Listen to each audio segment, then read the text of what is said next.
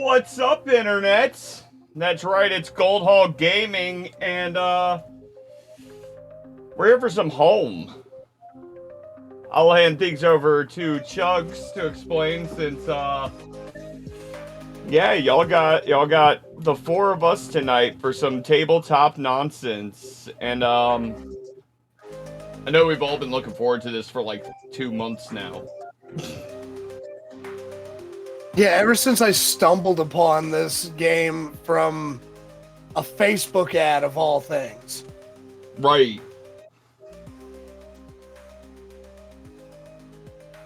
But all right, yeah, so long story short, I found this game had just come out this year. And I wish off the top of my head I knew the publisher, but I mean, if you enjoy what you see or hear from us today, go look it up. It's Home MechXKaiju. It's Deep Dark Games. I love how you and I both went to Games? go do the same damn thing.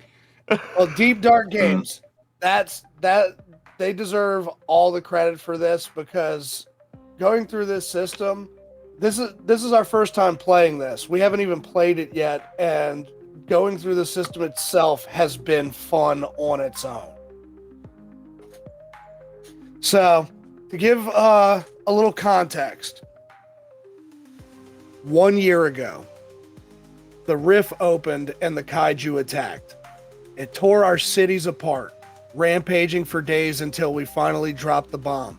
We killed the beast but lost so much in the process. We knew this was only the beginning, so we built the mechs, giant war machines, the pinnacle of human engineering and our only hope for survival. The rift is reopening. More kaiju are coming, but this time will be different. Your home depends on you. Are you ready, pilot?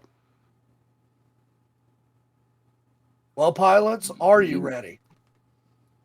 Prepared, yeah. we are, yes.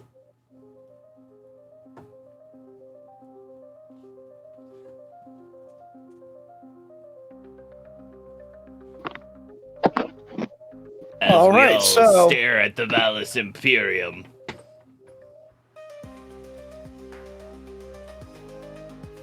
So, we've already gone through and made our homes for this game.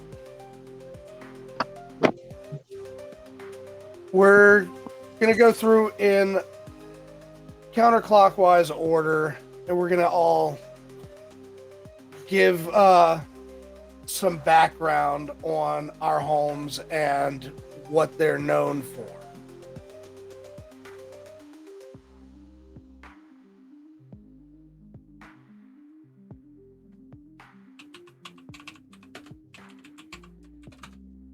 All right, who's starting us off? That's going to be me. Give me 1 second to go ahead and screen share.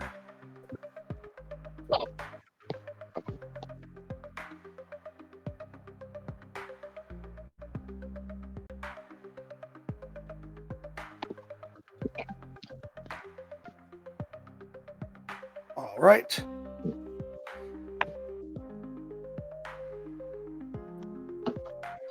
So my home is the Valaris Dominion. It's a cutting-edge, technologically advanced nation known for its relentless drive to innovate and push the boundaries of science. Its capital, Zenith Forge, is a gleaming metropolis perched at the heart of the nation, where towering factories and underground labs hum with constant churn of progress. The city is famous for its experimental prototypes, daring technological feats, where new inventions are pushed to their limits daily. People here live by the motto, innovation is life. The Dominion is both revered and feared for its boldness in engineering, often developing prototypes that other nations would deem too dangerous to test. Their mechs, weapons, and even infrastructure are born of this intense desire to outpace the kaiju threat. Though Valeris remains a beacon of hope for many, its technology is a gamble, with many of their creations untested, unstable, prone to failure. But when it works magnificently. The people of Valeris Dominion are driven by the belief that the only way to secure their future is through innovation, and their relentless experimentation is the key to survival. With every prototype comes at the risk of failure. The cost of pushing the envelope could prove disastrous if they fail. 1 year ago, when the kaiju attacked, it destroyed the Argent Spire.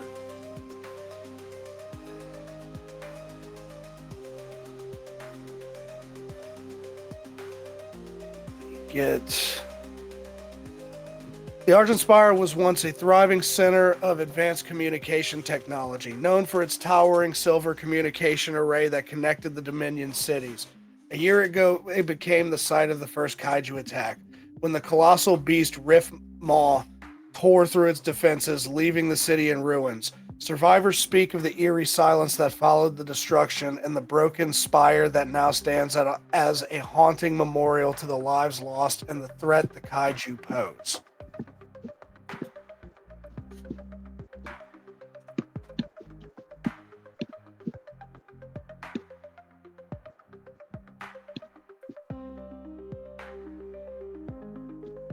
And then, as far as my other cities go, just to the northwest of the Argent Spire,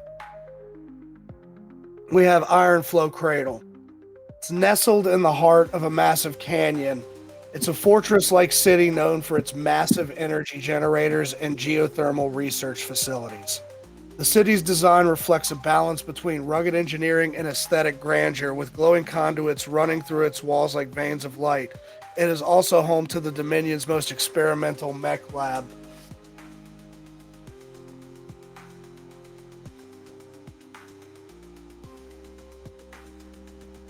To the southwest is Titanfall Bastion. Titanfall Bastion is an industrial powerhouse and is the Dominion's manufacturing hub, responsible for producing the bulk of its mech components and weapon systems. Situated near the coast, Titanfall Bastion boasts massive dry docks where mechs are assembled and kaiju remains are studied for new advancements. Its sprawling factories and armories hum with relentless pace of production, a testament to the Dominion's resolve.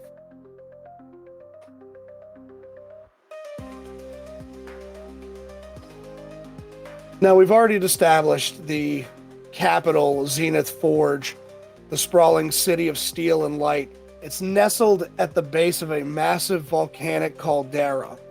The volcano, now dormant, serves as both a power source and a symbol of the nation's indomitable drive to harness the forces of nature itself. Gigantic towers lined with shimmering conduits stress skyward, their peaks cackling with experimental energy. The streets bustle with inventors, pilots, and researchers, while beneath the surface lies a labyrinth of prototype labs.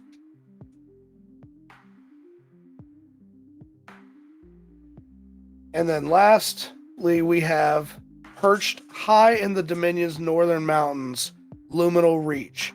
It's a city of innovation and mystery. It specializes in stealth technologies and experimental materials, including the development of cloaking systems and quantum alloys. The city's remote location makes it a bastion of secrecy, with towering observatories and glittering labs shrouded by perpetual mist.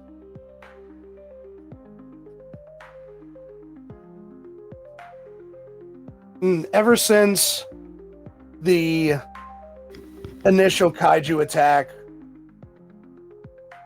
the Valeris Dominion, in its own way, has contributed to the blockade that the four nations have surrounding the rift.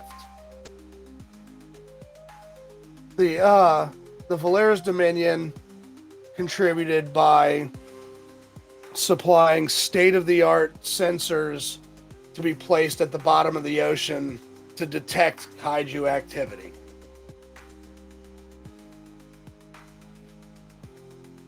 Now, we're going to move on to Miguel. Alrighty. Hello. Welcome, I'm Miguel. and I'll be representing the Zathalon Commonwealth today. Alright. So the Zathalon Commonwealth consists of 5 different cities. And a brat of a cat, apparently. Oh, no, get away. So, our capital city is Apollo, set on the island. It's closest to the blockade. So, okay, so that's not good. Alright, I'll do that later. So, we got Logos. Logos is the religious capital of our city. And the Zaelthon Commonwealth is a place of a lot of on the outside, uh, yeah, very kind and giving people. It's a very high religious kingdom, and they're sorry, and they're the kingdom is known for the celestial plains, which are located in our bottom left city called Heaven. The celestial plains are where most of the people in the country bury their dead. And a strange phenomenon occurs there where after a while, sorry, one second. Okay? Okay.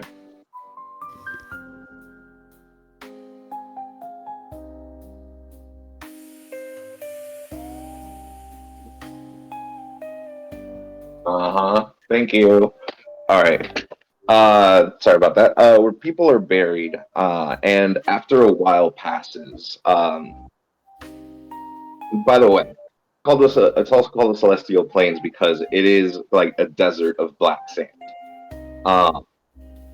And people bury their dead, and after a while, there's a light seems to appear and drift into the sky from each of the graves. It's kind of like a drifting, swirling light that goes up. And it's a very big religious ritual that most people go through. Now, the main aspect of the religion is that there's no creator. There is simply a small thing. The stars are where we belong.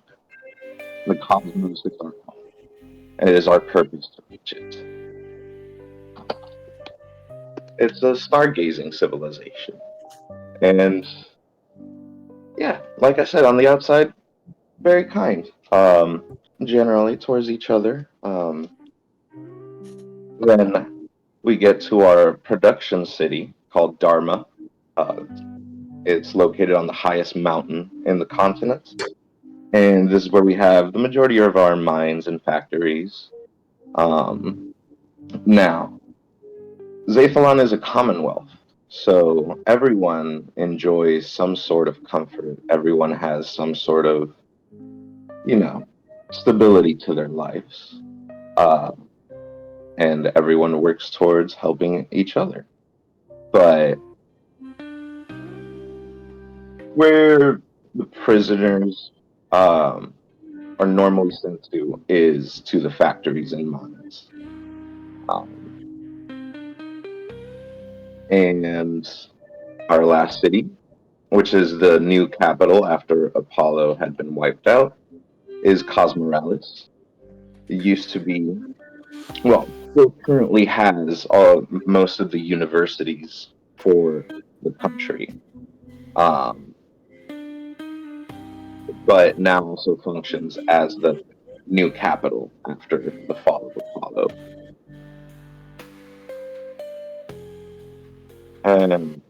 But yeah, you would see normally people from the Zathalon Commonwealth probably travel along the world and, kind of be a little bit of a capturing one of the main religions, essentially.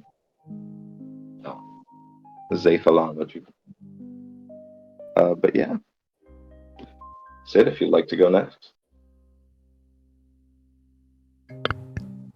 Indeed.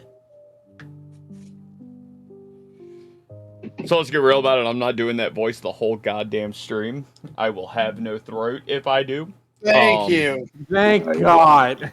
Yeah, let's be very real about that. I won't have a voice if I do that. So, but no, so the nation of Sid was founded by a group of outcast rebels and rejects, exiled from various other nations, and forged a force behind the man who would later on come to be known as Sid Prime.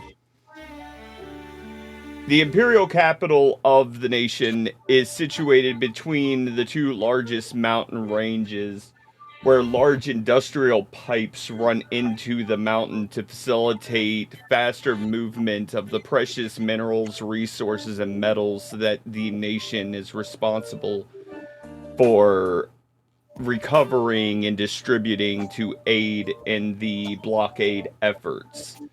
As smiths and metallurgists, the nation is well equipped to defend itself. Seaside Alley being just south of the nation is where their mech research facility lays, and it is where the Kobold 1 can be seen even from the Imperial capital. Bloodfell Citadel is where the majority of the nation's military forces are stationed now, with Steel City having fallen during the first Kaiju invasion. Steel City at one time was a prosperous town responsible for facilitating trade between all the nations. It was a main thoroughfare and port until the Kaiju invasion. Casa de Cid, the last of the major cities in the nation, is the hometown of the man known as Sid Prime, and has become sort of a resort location where the citizens can go to relax from the arduous labor that most of the citizens partake in. When the invasion happened, the nation of Sid was kind of beside themselves. They hadn't faced damage like that in a long time. Many of the original pipelines that used to run into the mountains were completely compromised and flooded, making it so that they couldn't use those pipelines to move into the blockade area. Because of this, a good portion of the continent towards the north is now marsh and swampland. But now, a year later, the nation of Sid is prepared to face whatever is to come. And like I said before, they have been supplying the metal used to create the wall of the blockade around the rift zone. But now we turn to our mortal enemy, the Vallis Imperium, yes? You're gonna keep your lore out of my city.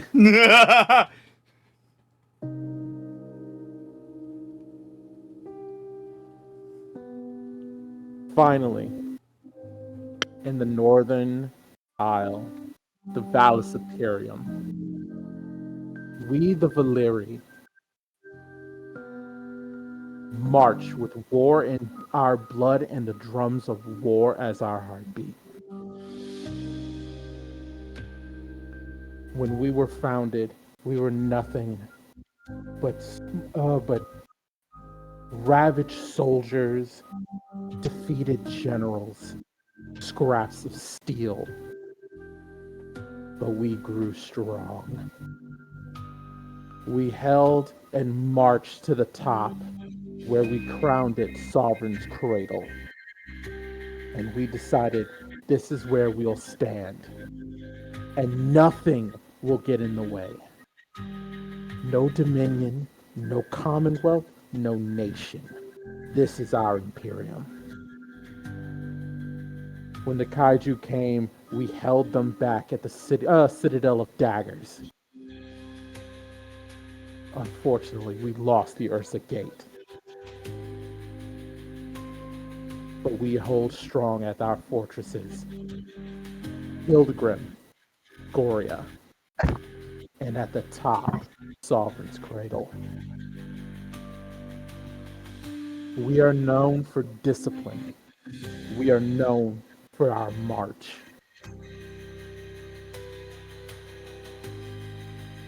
All know what is at stake, and we march for it. Blood in our steel, steel in our heart. Heart in our battle, we march on.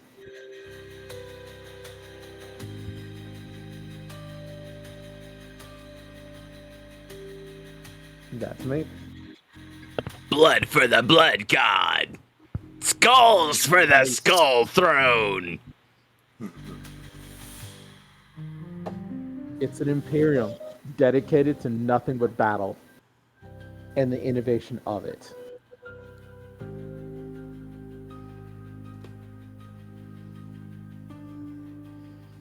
I like it. I cannot wait to play. All right.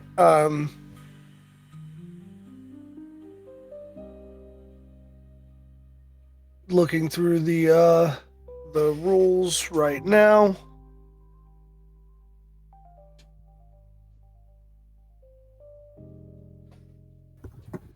So we're at the start of Front 1. It's been 1 year since the first invasion. The past year has been hard. Engineers barely slept as they built the mechs. Pilots spent countless hours in training. Scientists studied the rift with every possible sensor. We prepared the blockade, the emergency shelters, and the warning systems. We've pushed as if every day was our last, because it very well could have been.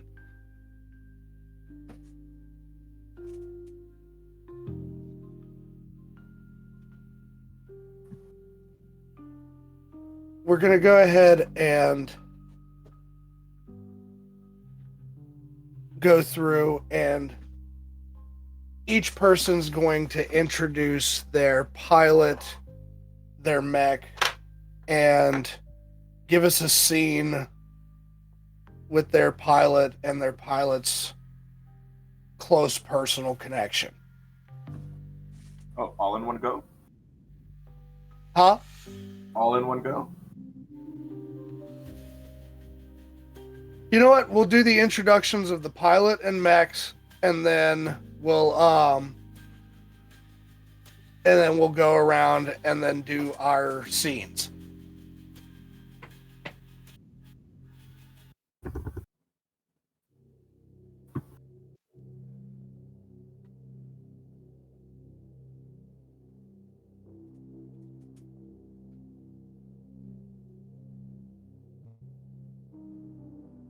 So,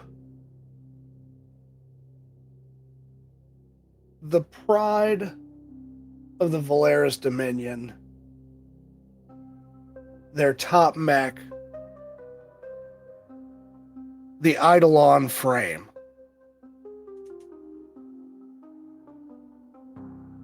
Eidolon frame comes equipped with the experimental grav-linked railcaster. Highly experimental weapon. Uses gravitational fields to accelerate ferromagnetic slugs at incredible speeds. Capable of pinning kaiju limbs or delivering pinpoint strikes. The grav-linked railcaster is designed for both precision and utility. It is the primary tool for engaging kaiju at range, capable of disabling their movement or creating tactical advantages on the battlefield. Its auxiliary system is proto-alloy armor, cutting-edge experimental armor made from a unique material that can rapidly reconfigure itself to adapt to various threats. The proto-alloy armor is designed to absorb and dissipate impacts from both energy-based and physical attacks. When necessary, the armor can harden into an impenetrable shell for ultimate protection, though it sacrifices mobility for this added defense. The armor is still capable in its prototype phase. And they're currently working on refining its adaptive capabilities. Piloting the Eidolon frame is Elias Starn, 32 years old. Elias is a driven, meticulous, and occasionally eccentric engineer. Product of Valeris's relentless focus on progress, Elias thrives on experimentation, often pushing the boundaries of what's possible with the technology around him. His calm, almost detached demeanor in combat betrays his intense focus on solving problems and testing the limits of his mech's capabilities. He believes deeply in the concept of trial and error. While he values success, he embraces failure as part of the learning process. However, his obsession with testing new technologies can sometimes lead him into reckless territory, and his peers often find his passion for innovation both a strength and a flaw. Despite his risks, Elias remains a highly respected engineer within the Dominion, known for his ingenious creations and his unyielding belief that the future belongs to those who dare to create the impossible. His best friend and fellow engineer is Kara Sparks Daniels. She's a fellow engineer at Valeris Dominion's Zenith Forge. Having known each other since childhood, their bond is deep, rooted in shared experiences of designing, failing, and trying again. Kara provides the practical perspective that Elias often lacks, keeping him grounded and reminding him of the real-world implications of his creations. While Elias is consumed with pushing the limits of technology, Kara is more cautious, always considering how the tech will perform under real-world pressure. Though they often butt heads on their approach, their partnership is invaluable to both of them.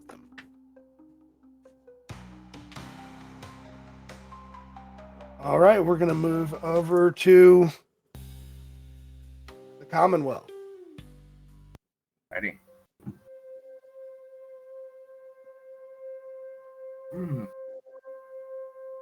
So, we are going to go to heaven, to our bottom left city, and envision this desert of black sand. We're currently at midnight, and I don't know if any of you have anything with the moon in your stuff going on. If any of you do? No. Nothing to do with the moon set particularly. Okay. I was gonna say it might be cool that, like, in some form of aftermath with the first kaiju and the rift, or like from the rift opening, there's only like half of the moon left. I'm cool with that. Cool. Yep. Let's say it's in like full moon currently. Envision a gathering of masses of people, all carrying any sort of life form, whichever one's available to some people. Some have electrical, some have candles, some putting a shirt, I don't know. But in the center of it all, and with like cameras pointed to and displaying on screens throughout, is my pilot, Luther Mint,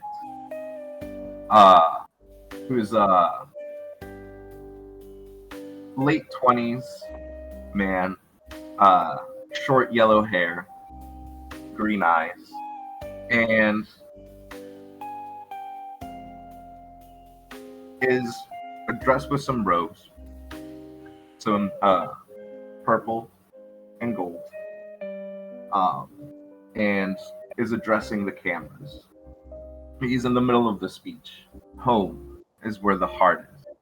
Others say home is a state of mind, or home is where your legs keep. I say nay. Home begins in the soil beneath our feet and ends in the infinite cosmos. And as I point upwards, from some parts of the desert, from a grave, that spiraling light comes out and begins shooting out into the sky. 1 year ago, the kaijus came, our first test from the cosmos. Are we ready for the dangers of the infinite expanse?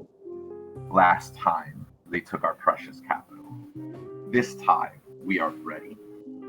I, Luther Mint, shall usher into beauty. And Luther raises his hands in the sky.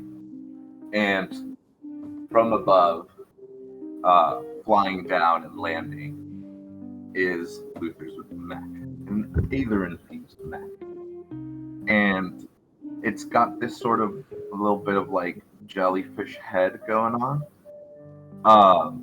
Other than that, a fairly standard, a fairly advanced mech. A lot of ornate, not ornate, but a lot of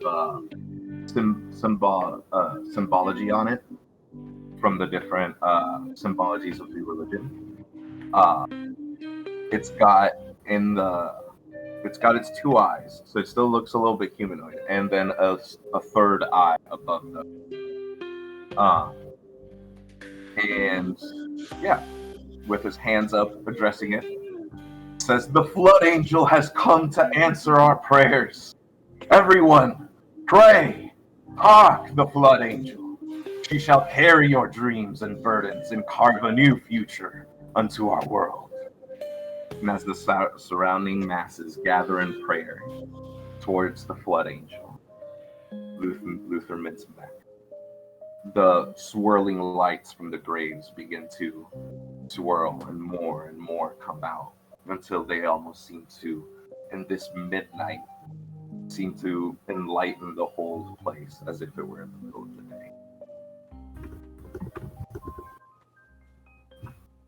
And I'll pass it over to the nation.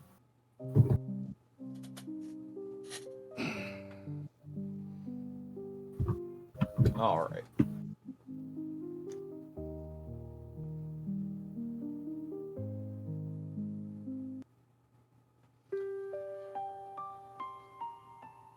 So, the nation in Seaside Alley houses the Cobalt One, built using all of the advanced techniques that the nation has in skill in metal manipulation and metallurgy.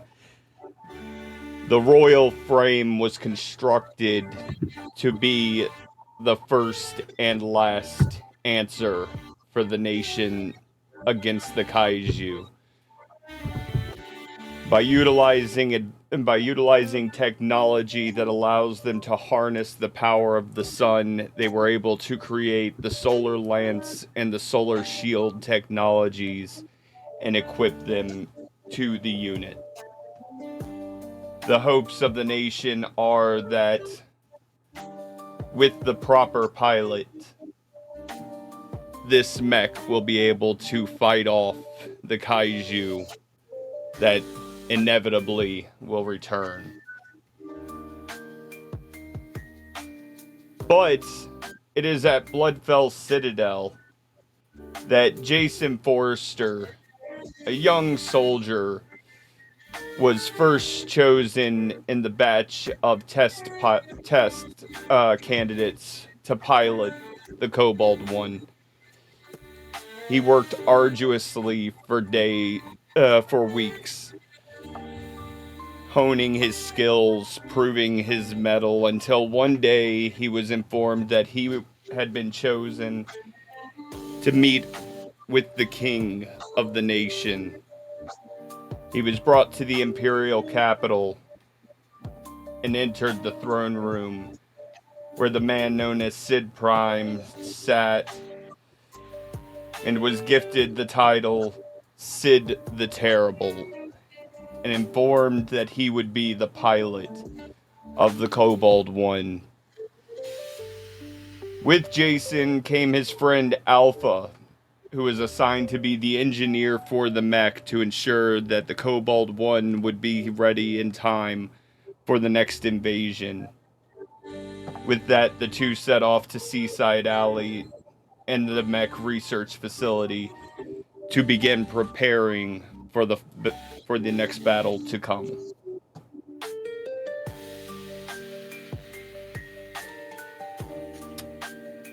With that, I will hand things over to the Imperium.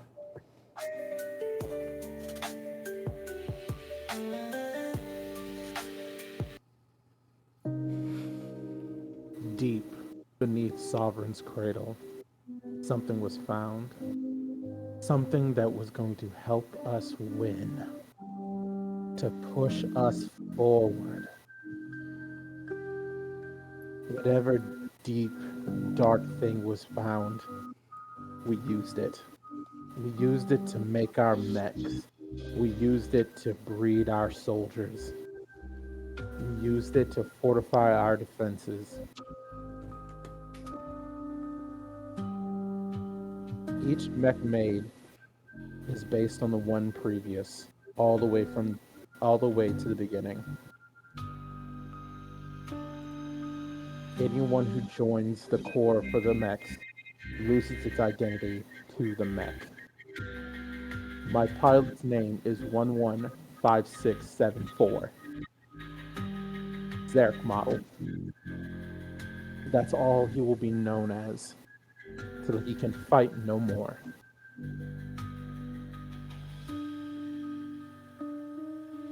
These mechs have a hunger. They sing, they sway, they dance. Only the kaiju. Only the kaiju. That's all that matters.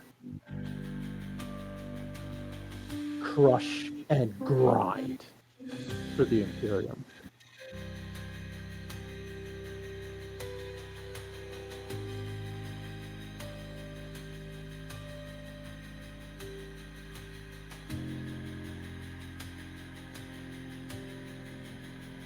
Over to you, Chugs. All right.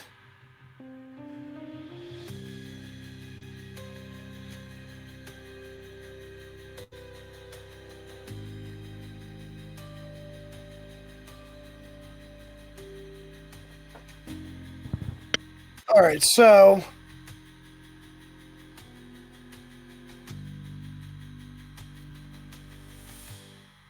at the beginning of this front,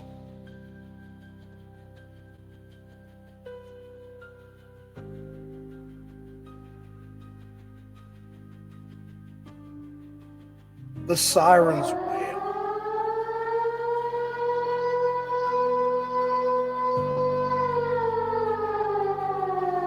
It means that the rift is open again.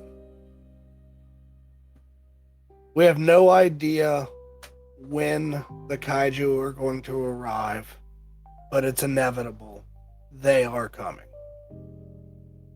We need to keep them within the blockade and away from the cities.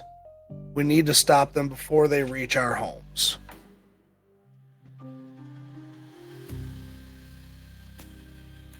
So, the danger level. Your mech is going to have 2 health. Scans indicate a Nova class kaiju.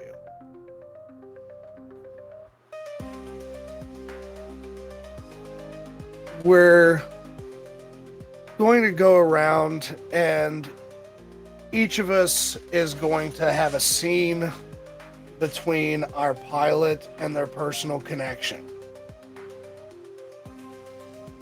And then we're going to start making our preparation moves.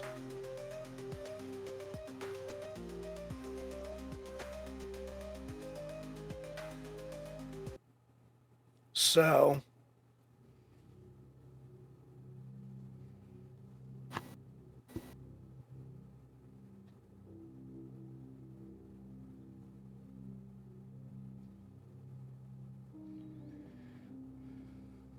In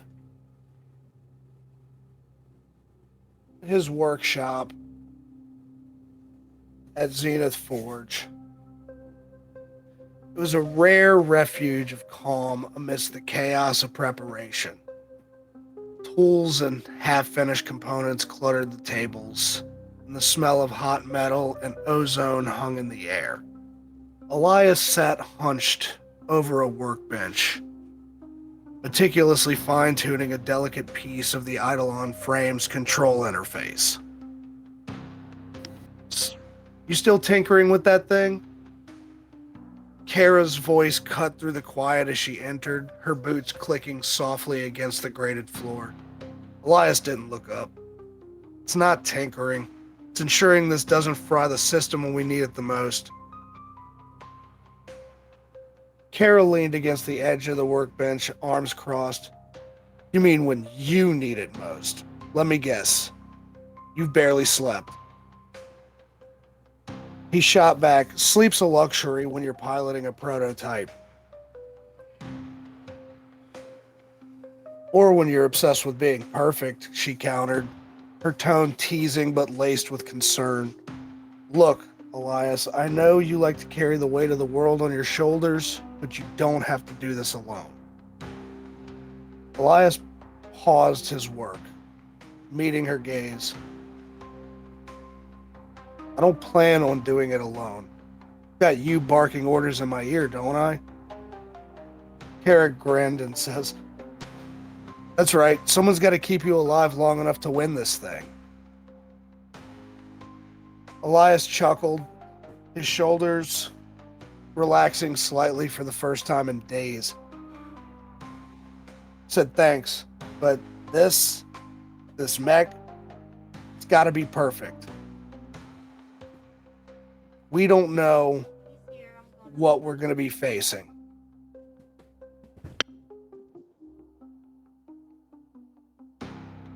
She looked at him and she said, they don't know what they're going to be facing with you. Just remember that. Quiet hum of the workshop filled the space again as Kara stood and patted his shoulder before leaving, the door hissing shut behind her. Elias turned back to his work, his smirk fading into a look of quiet determination.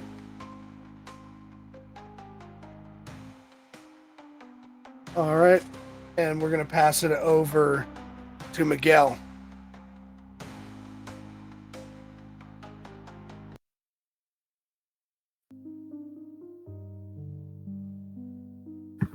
Alrighty. That's cool. Hell yeah. Hell yeah. Alright, so today I'd like to take us to Dharma. And so Dharma is this, kind of like caldera type huge mountain volcano that, from the surrounding mountains and everything, most of the mines and the factories are in. So we're descending down the caldera in this sort of glass elevator. And it's Luther Mintz with his personal connection, Dr. Geld. And Luther's looking out through the glass container onto this underneath where they're descending to, in this vast chasm. There's this sort of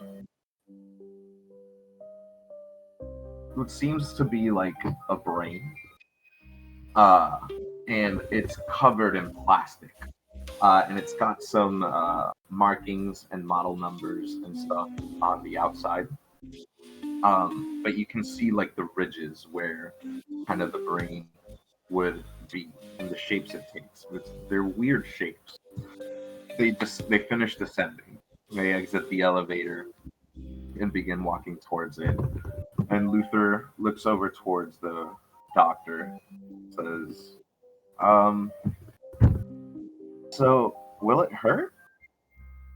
Dr. Gelds from his suitcase, so his briefcase, takes out a helmet and hands it to Luther. No, it should not hurt unless Everything we know is wrong. We just gotta have faith in the side. Luther just kind of slumps his shoulders a little bit. We'll do it. I'm not gonna lie, this is pretty weird though. And Luther starts putting on this helmet as they are getting closer and closer to this ring. And through like the little different metal scaffoldings and like platforms set up around it, there is a chair on the reclines. Luther heads to that one and lays down, finishes putting on the helmet. And it's this kind of like almost hornet-like helmet with two little like hornet eyes, and from the forehead it starts to horn out a little bit, and to some sort of entry point. And you know, can't really see much in there, and so he keeps talking to this doctor, and the doctor is in one side of the brain. They have, through these plastic tubes, plugged into the brain. And it's two tubes that intertwine, but they're kind of like melded together. And the doctor approaches Luther and says, "Now, you may experience a little bit of a difference in consciousness. Relax, it will all happen."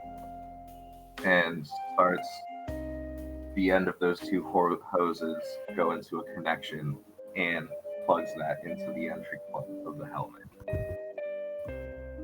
And I'll pass it over to the nation soon.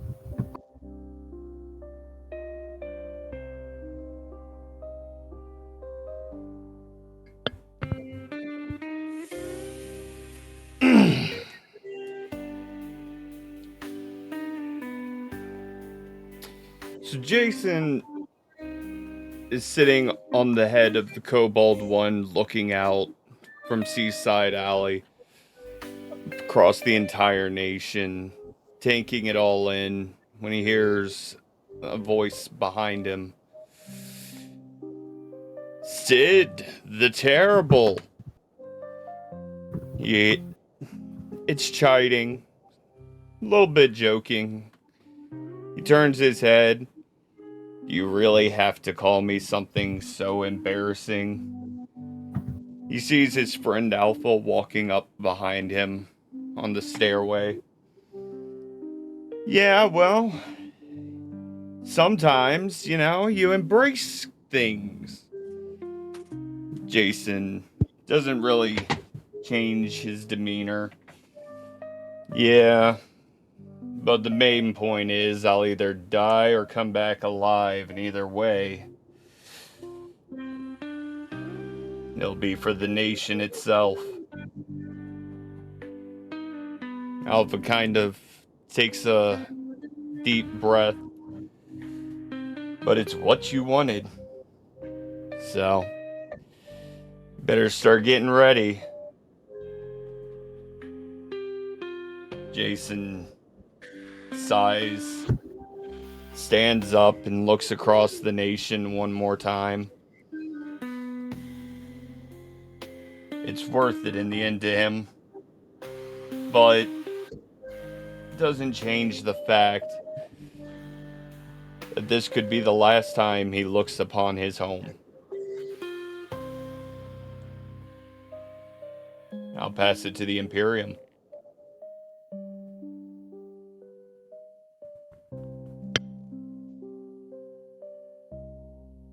Out into the Imperium, near Sovereign's Cradle. 115674 stands at attention.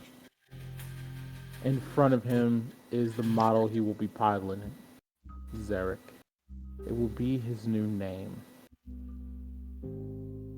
He can feel it. Something coiling. He looks over to his instructor, the one that has been drilling everything he needs to know, everything he could possibly encounter knowing that even with all of it, it might not be enough.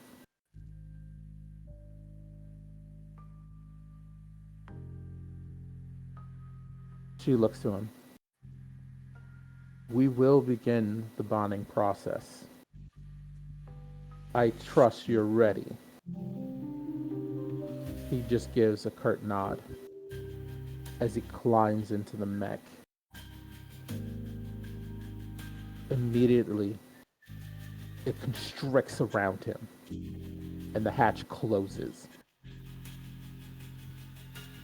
Now that he's inside, he can feel something. It's like it's going up the back of his skull until he finds a piercing sensation, and he's locked in. Far, far away from where he is, down in the deepest parts of his Imperium, into his island. He sees it. This roiling mass of dark, piercing eyes. And then he's back. The instructor is down at the mech's feet. You will fight. The mech responds, I will. You will win. I will always win. And the instructor ends it with, or you die. The mech looks across the horizon. Honor, duty, but most importantly, as he thinks back to that dark figure, rage.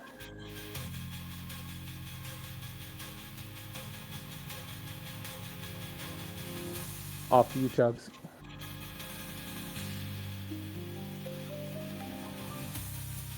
All right.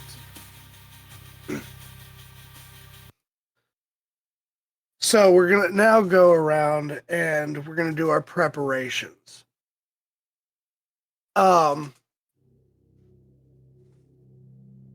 So if you look in the playbook for your mech, you'll see what your starting upgrade is. For example, mine is a manufacturing facility. Yeah, mine's a monument. So go ahead and you can do it now or when it comes to your turn.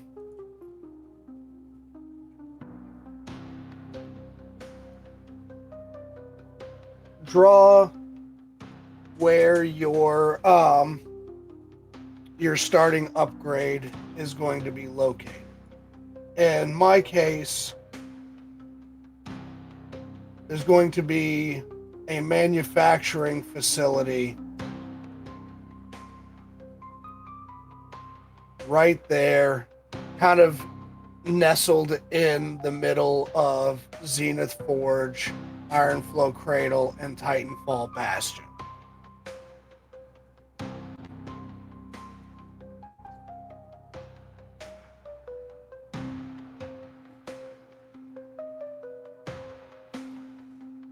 So, A monument of the Kobold One has been erected between the blockade and the imperial capital of the nation.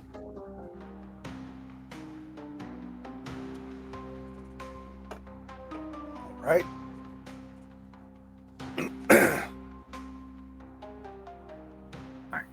And their temple was built on the highest mountain near Logos, the religious capital.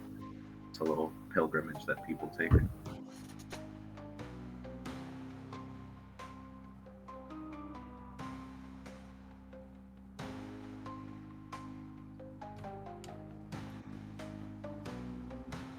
In between Hildgrim and Scoria at the base of Sovereign's Cradle, a command center.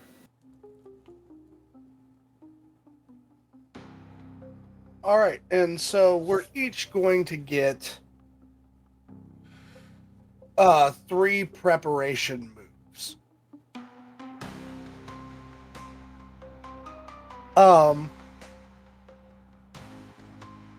The rule book isn't specifically clear on this, but from watching the playthroughs that the designers did, I'm pretty sure that your basic roll is 1 boon dice and 1 bane dice, and then Yes, and then if you use your upgrade preparations first, so like for example, our buildings that we just put down, you Yeah. roll one extra boon dice. Yes. So so according to the rule book, I'll get an extra boon die for per manufacturing facility that I have if I'm gearing up. Which Yeah. we're gonna go ahead and that's what we're gonna do. I'm gonna go ahead and roll my 2 boon dice.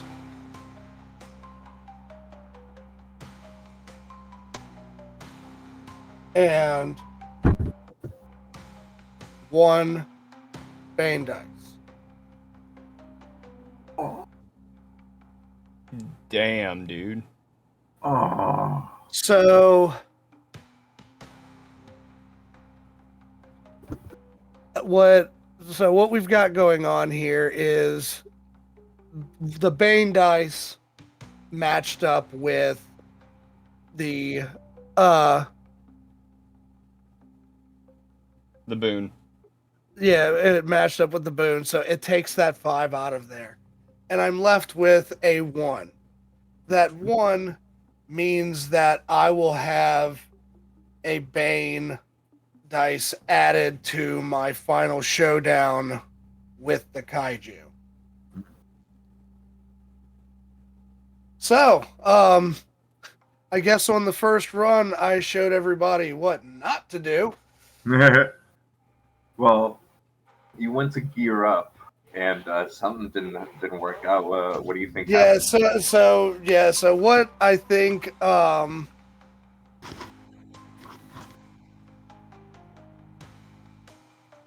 we'll blame it on the fact that Elias has been spending all of his time at his shop at Zenith Forge. So the rest of the engineers at the manufacturing facility didn't have his particular knowledge.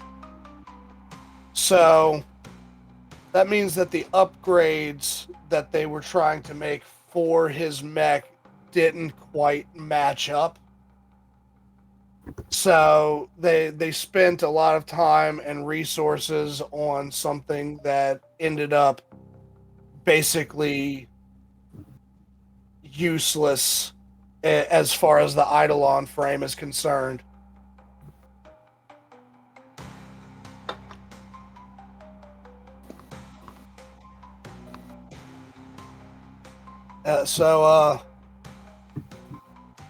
And I'd imagine that Elias is pretty upset with maybe with himself and with his fellow engineers. Right.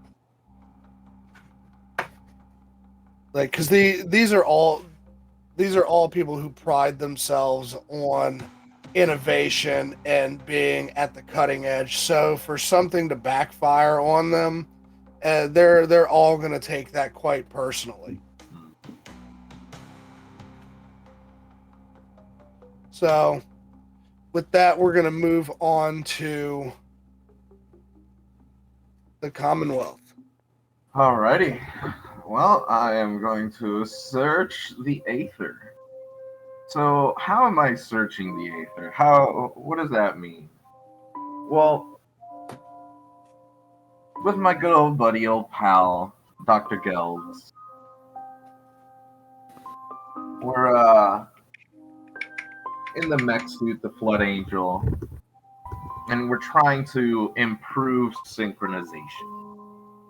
And so I've got my mech suit on, and you know, as opposed to the robes I'm usually seen wearing, you know, my chest is exposed, and so in the kind of like the mid left area, you see there's a hole, and it's kind of got like a bit of like an entry plug aspect to it that was built into it, and you see there's like a little bit of other electronics that go a little deeper inside.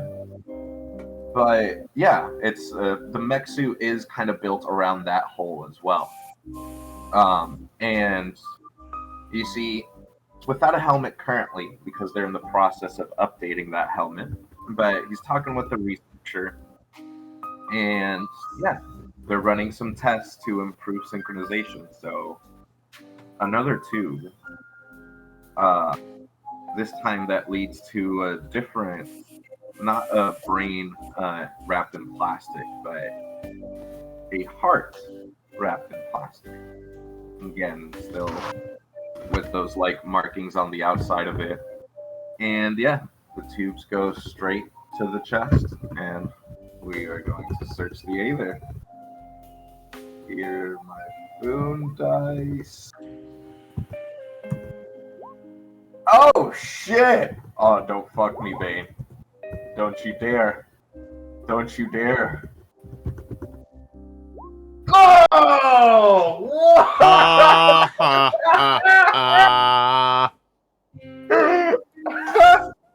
This man over Alright, here that's praying to still a RNGesus still manages to roll. Okay, so let me double check the rules, but I'm pretty sure that's still a 6. Because 6 is removed. Yeah, you still get 1 boon plus 1. Just stole my freaking my critical success. This motherfucker. But yeah, synchronization is running perfect. You see both my heart and whatever that plastic wrapped hearts are beating in synchronous. So because that was a success, that is a +1 to my boon and preparation showdown boon. Yeah, so Yep. as opposed to what happened with the Dominion, I'm going to be adding boon dice. All right, throwing it to the nation. All right.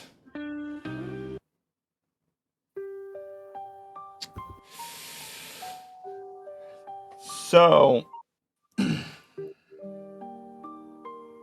beneath the ruins of Steel City, a activation code is received from the Imperial capital, and the old pipe network that goes into the mountain range begin to open up as tons of molten magma begins to flood the remains of the Steel City.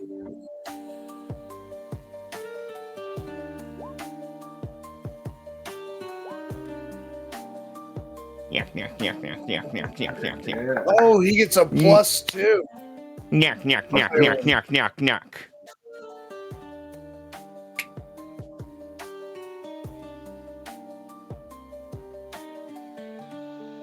So, hold on 1 second. Let me do this right here.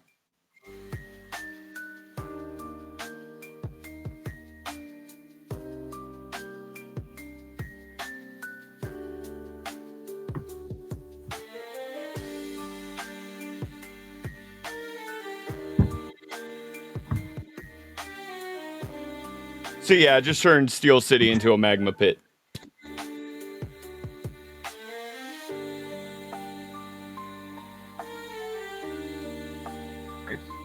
And I'm gonna pass things to the Imperium.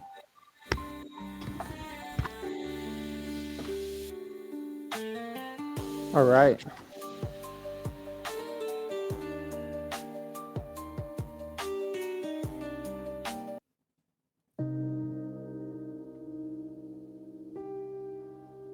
Zarek, the pilot now named Zarek, along with several other companies who have now bonded with their mechs, are at Ursa Gate. Zarek has been fitted with several connection ports, along with others.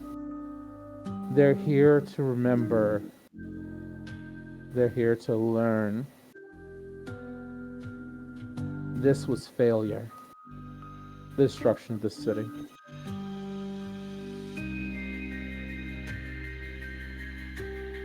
And those who are pilots can feel it from their own mechs, now that they've formed a connection.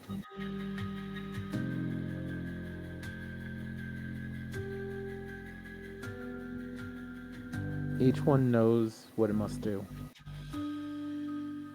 All the men and women that assist these mechs know what to do.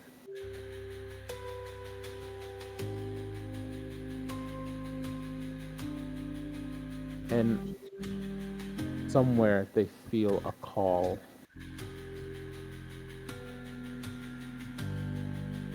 They feel in their souls the mechs all sound like they growl.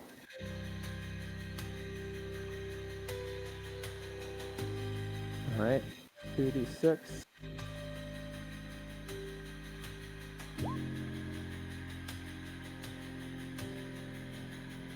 Three and 5. And 1 Bane, right? Yes.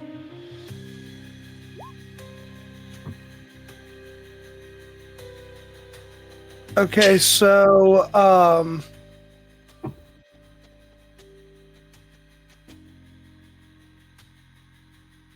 it looks like Where is that? yeah, I'm looking at it on page 26. Which actually I think I was wrong when it comes to Aaron. I have 2 He Boon does- and 1 Bane added. Yeah, 2 Boon, 1 Bane. I think you get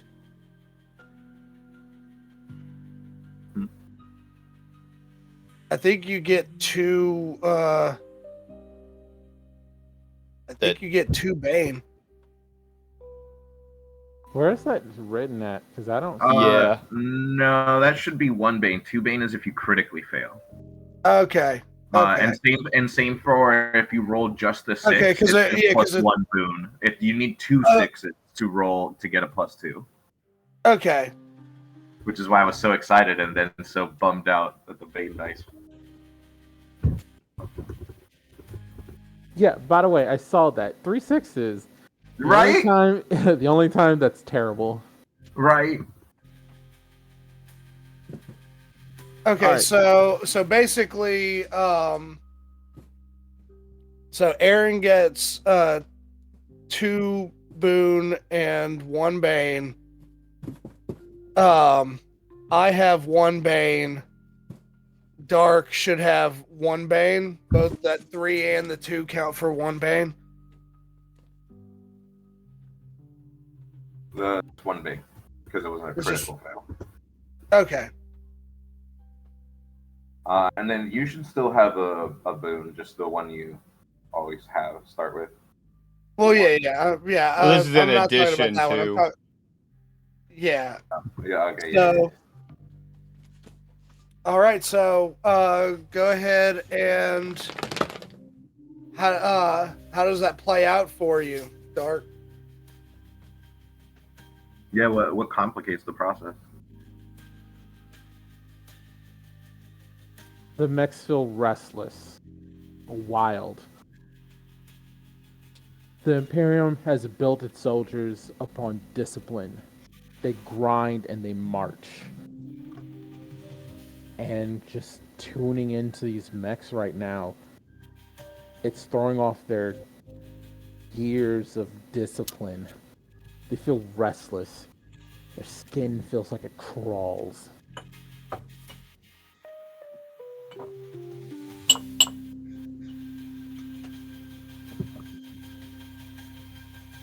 They're gonna need more. I would say meditation, but it's more drill work for them. To focus down all the different emotions each different mechs feel into its singular purpose.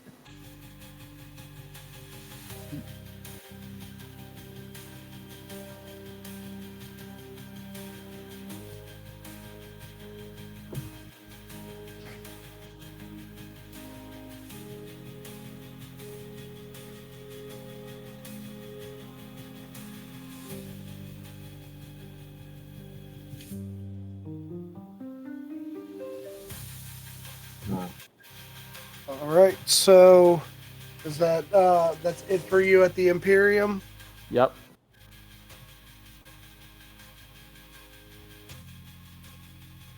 All right, so that's No. all of our first preparation.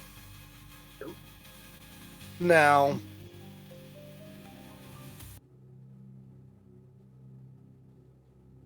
so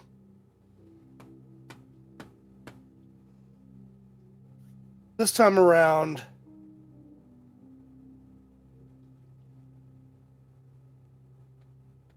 Elias is thinking to himself, what can I do? What can I do? The upgrades didn't work. Where can we go from here? And then it almost clicks for him. I need to study the kaiju.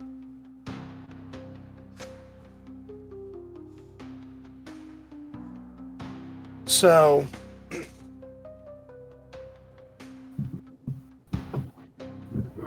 Elias, Kara, and the team of engineers are going to remotely fly drones over the rift. See if they can gather any type of information.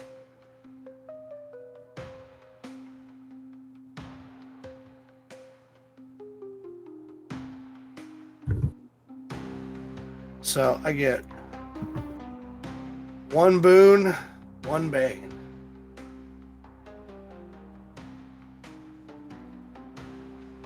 Do you hold on? I think you got GM roll turned on there, buddy. Huh? Or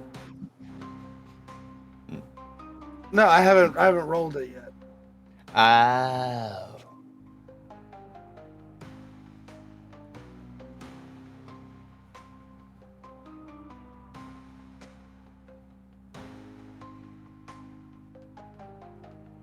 All right. Boon. Bane. God! Ooh. Ah! No! It's not okay. Oh! It's +2 Bane. Yeah. Ouch. Well, I guess we know who isn't going to be surviving the kaiju battle. Oh no. Hey, the heart of the dice. Believe. So yeah, the team has their drones flying over the rift, and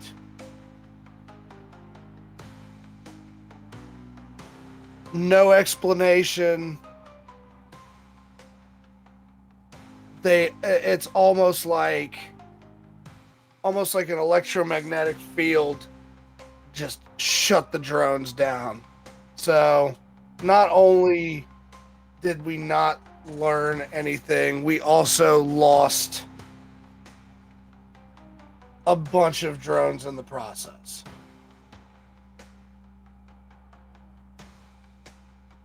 At this point, Elias is feeling pretty defeated by the situation. He doesn't know how he's going to pull this off.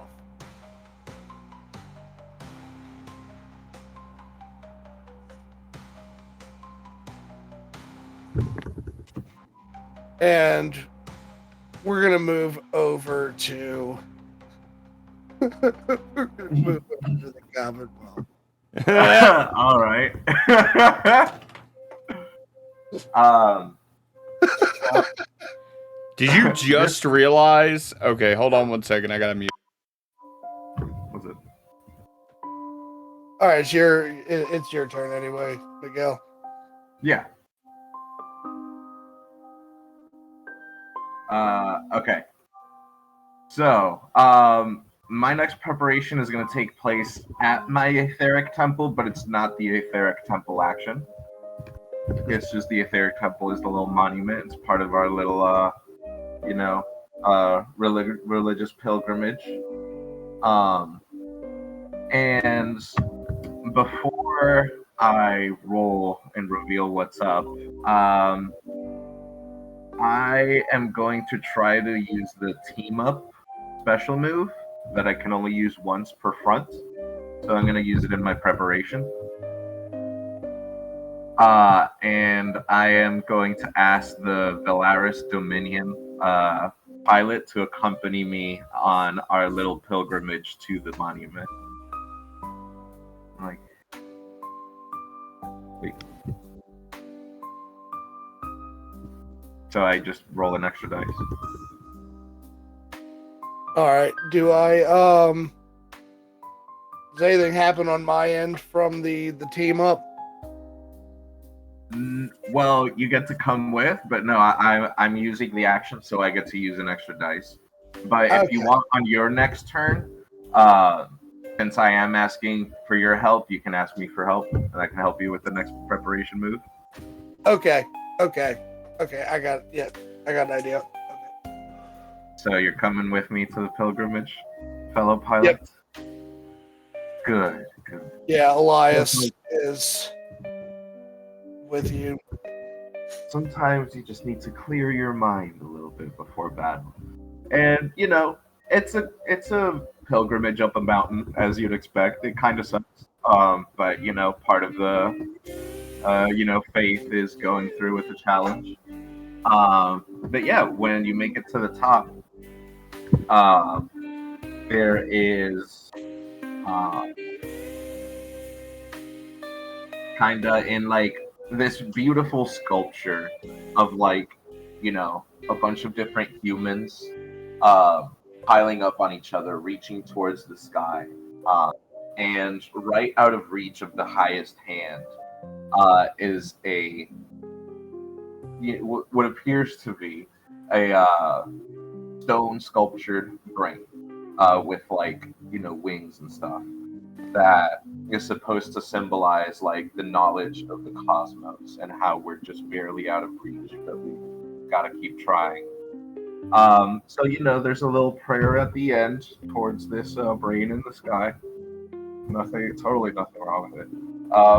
But okay. So I'm gonna be rolling 3 boon dice. My boon. Oof, okay. Here's my boon. Oof, okay. Partial success still. All right.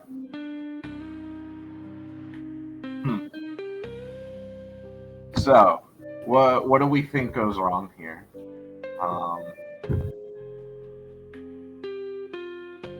Well, is your pilot into it? Like, while everybody's like sitting here praying to this brain? What are your thoughts? My pilot. Up the whole fucking mountain. Yeah, my pilot is a scientist, so like the religious mumbo jumbo isn't really like his bag. So I think it's kind of one of those things like he's trying, like he's keeping it to himself, but he's just kind of like, this isn't really doing anything like for me. It's like, and obviously he's going to he's not gonna say anything. He's gonna thank your pilot for the invitation, and and he's like he's going to at least use this opportunity to maintain contact between nations. Okay. I'll be like, yeah, it's okay. I understand that it's not for everyone. It's a shame, but I understand. See you at the big battle. And once you leave, my character just is kind of by himself staring to the side, and you can see kind of like a vein on his forehead form. He's like mad. And at the same time, that stone brain outside moves a little bit. And we move on to the nation. So because I got a 4, that was a partial success. I add in 1 bane, 1 boon. Okay, now back to it.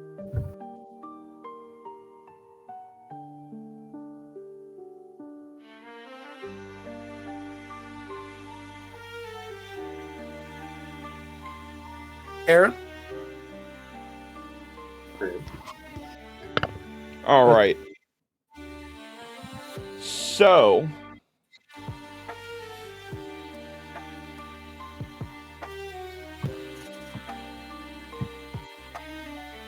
with the success with Steel City being turned into a defensive line, Sid Prime decides to hold a celebration in the Imperial capital and present their new pilot to the people.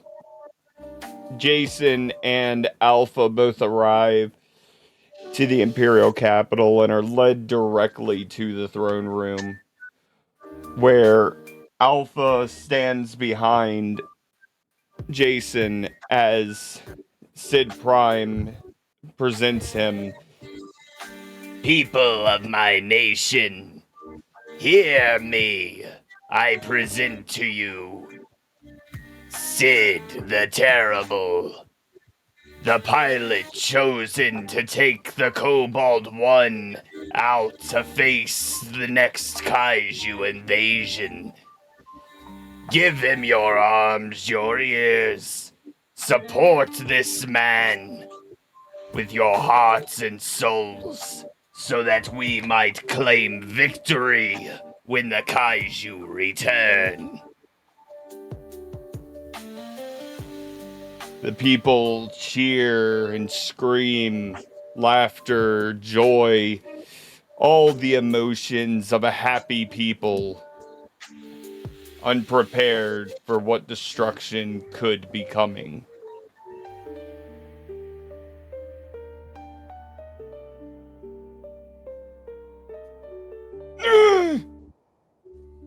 Oh.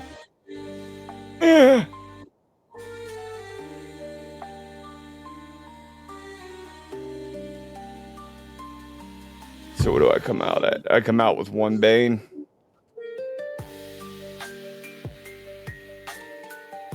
Yeah. Guess that kind of worked out a little bit. Right? But both Jason and Alpha both feel pretty embarrassed about this display. Neither of them really big on social gatherings. After the presentation, Jason actually feels even more defeated because now he has the weight and support of the people weighing on him to bring victory to the nation. And we'll hand things to the Imperium.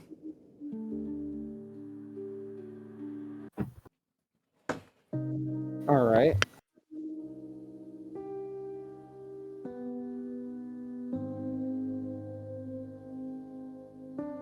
The Imperium does what the Imperium does best: regiment.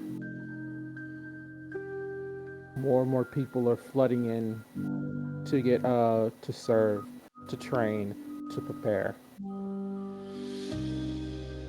The last three remaining cities are sending in recruits, all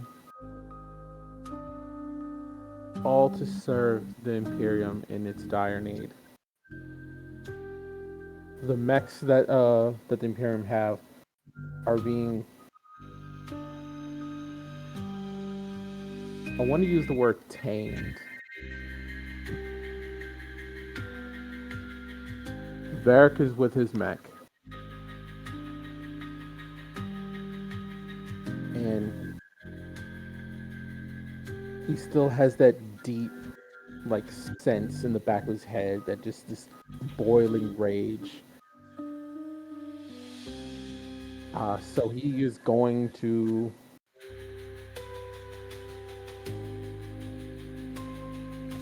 I don't really know my actions, but him and other mechs are gonna form another outpost.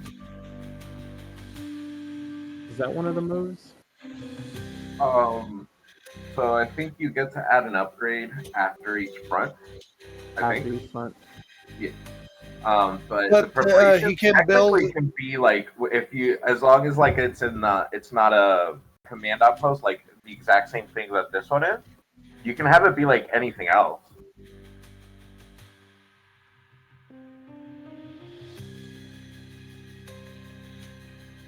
So what does that leave me? It gives you like you can build a new base. It's for military research or communication purposes. I'll build a new base. And I gotta roll the 2d6 plus 1 bane. What was Yeah, your last one? you haven't used your command center yet in your preparation, have you? No. Well, what about the Okay. first roll? Roll 2d6 on the first roll. Right? Oh yeah, he did do 2d6 on his first roll. So no, you can't build the outpost. You can't do that one again. So you would have to do one of the other preparation moves. Yeah, any sort of like preparation. Okay, I'll use that roll for rally the people. Is that Oh, right? okay. All right. So you're looking for actual things in the. I guess you could try to use that, but that's the nation of Sid's uh, monument thingy. These are each of like the different mechs that you choose. You get these Mhm. different outposts, institutes, centers, and that's each of their actions. I think the other two preparation moves that we do are just supposed to be like role play inspired, like come up with how you think your people are preparing for the upcoming kaiju. Ah. Yeah, and it's just but you roll a one, like you roll one boon, one bane. Yeah, like the first roll, since you rolled two dice, you would have used your command center, because otherwise you just start with one. Um, Oh, okay, okay. All right, let me do this right then. but I believe on your, yeah, So let me yeah, just say, you got one base dice. Yeah, what are you gonna try to do in uh, preparation? um, Like you all can of the. choose to rally the people if you want. Like you just gotta say like how are you trying to do that?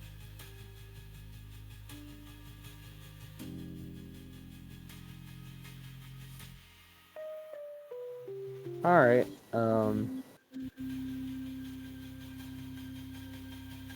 I would say there's a drafting, but the people in the Valeria of the Imperium go gladly to war. This is what they're made for. So all the different cities are I would say propaganda, but this is their truth honestly. So they're filtering more soldiers for training. Let's see how that goes. So 1d6 and then 1d6. 1d6. All right. Yep. That's not good. Okay, so that's 1 Bane.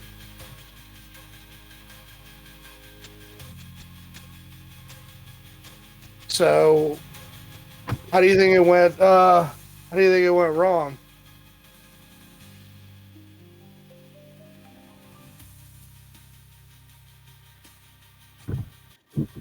They're starting to have some infighting.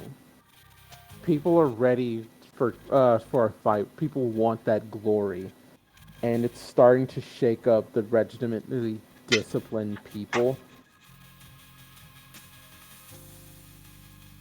So things have become a little unfocused.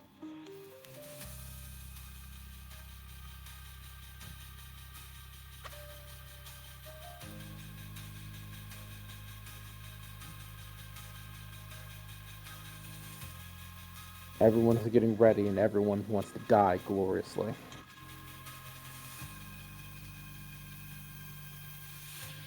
All right, back to you, Chugs. So that's another Bane for me. Yeah, it looks like we're not really having great luck here. Ooh. This-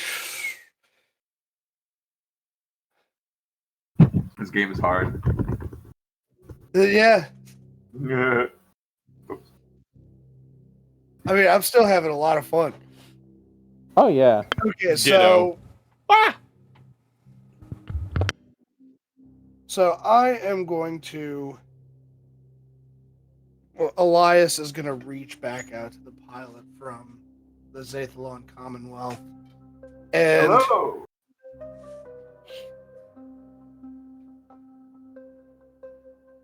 you said that you have access to the ether. Yeah. Yeah. Don't know how I would much I can say without my government decapitating me, but yeah. Well, I mean, is there a way you could pull some strings? Maybe like we could probably line up something. If we gotta go through the bureaucratic bullshit to make it happen, I would like to search the ether. People, I'll see what I can do for sure. On one condition then. All right. You let us build a couple churches in Luminal Reach. Wait, let you build a couple churches where? In at Luminal Reach. That's gonna have to go through the government. Same as my ether, my guy. But hey, let's chat. Let's see. Let's see if we can get. Let's see if we can get them negotiating here. Yup. So There you go. okay, so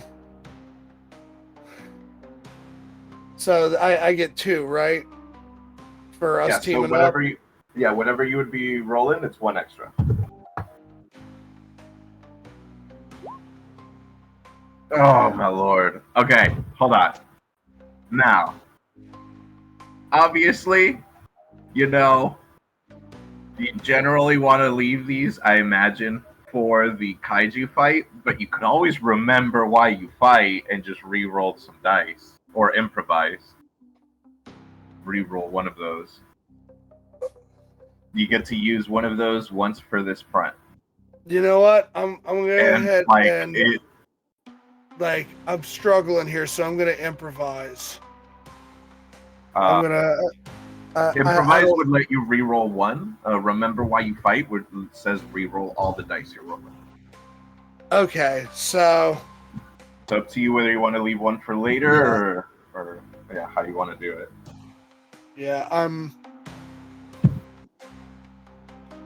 thinking about my home, and I'm thinking about the destruction of Argent Spire.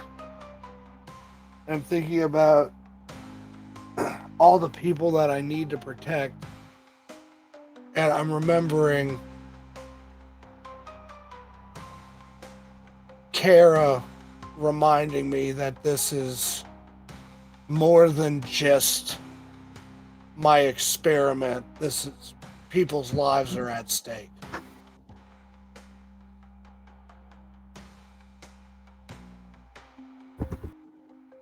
Are you fucking kidding? God. Okay, hold on. What is happening? So I have an interesting. Gonna kill us all. So hold on. I have an interesting conundrum here. Okay, and it's a good thing I got two of the other DMs here because we do have the gift and curse of knowledge. The thing is, if us GMs use it, does that technically mean we're pulling out of our curse of knowledge to save our own asses? Because it doesn't feel fair to, especially since three of us are GMs, it doesn't feel entirely fair to be pulling out of the player's pool. So the only thing we'd be able to pull out of would be our curse pool, which is still fully stacked. I'm not using mine. I gotta save those.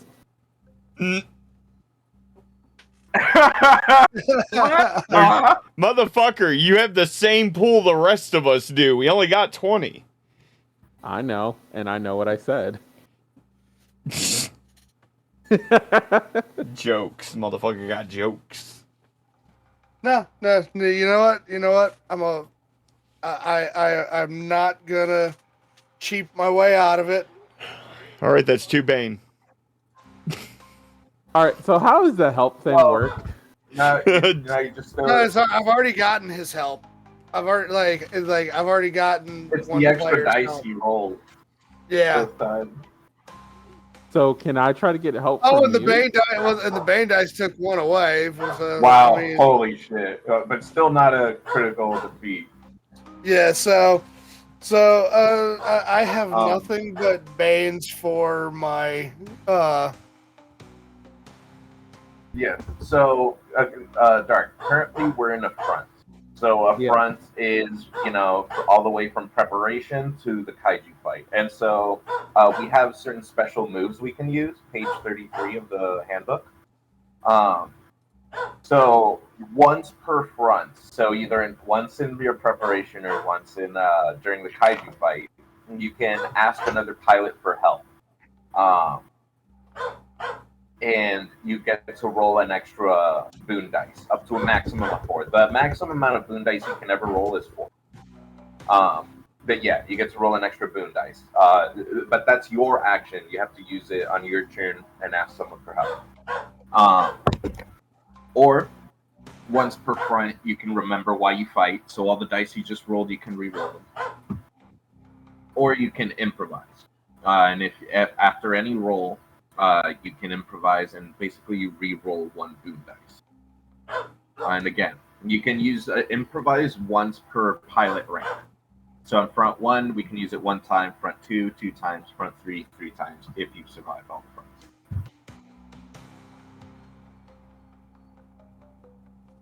So could I ask the Valeri Dominion for help? Yeah, when it's your turn. Yep. Okay. Kind of like how on my turn I ask them for help, and then on their turn they ask me for help. Yeah. So now neither of us can ask for help. We can still help others. We just can't ask for help. So But yeah, that's rough, buddy. What happened? So TPK. our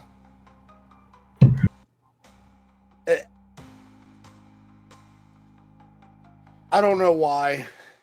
My government killed it. My government killed the negotiations. I think it's because I think it's because of the whole luminal reach thing. I think that they just don't want to have the luminal reach is a lot of top secret stuff goes on there, so I don't think that they want a church in their highly secret scientific area. I couldn't swing that. I couldn't swing that by the government. Yeah.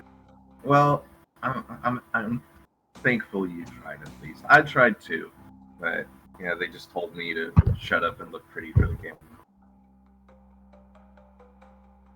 That's rough.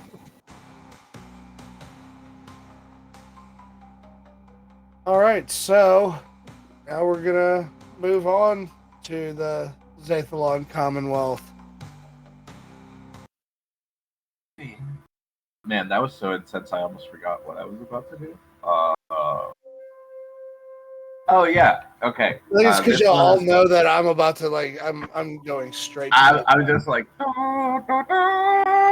It was good knowing you. Now it's like who's gonna take your land first? I was wondering why I heard taps. Here you masters. But looking at the time now, I do think that front one is going to be like the total story for the evening. Definitely.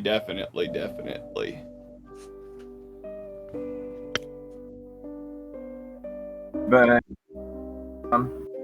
yeah, okay. So this time we're gonna go to Cosmoralis, where the universities are, and we're gonna gather the top minds of the Commonwealth.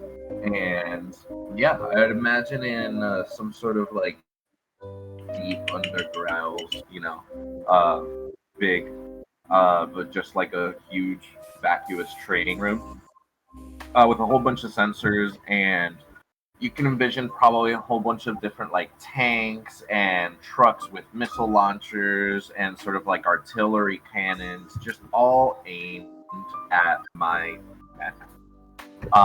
And it's currently a pretty much a training program. So before the kaiju comes, and after all the upgrades we just did and changes of the suit and the helmet, we're gonna test their combat capabilities out a little bit. Not the missile launchers and the tanks are only there if I so happen to lose. But yeah, gonna test out my capabilities and let's see what happens. So I believe I have 3 boon dice, 2 bang dice.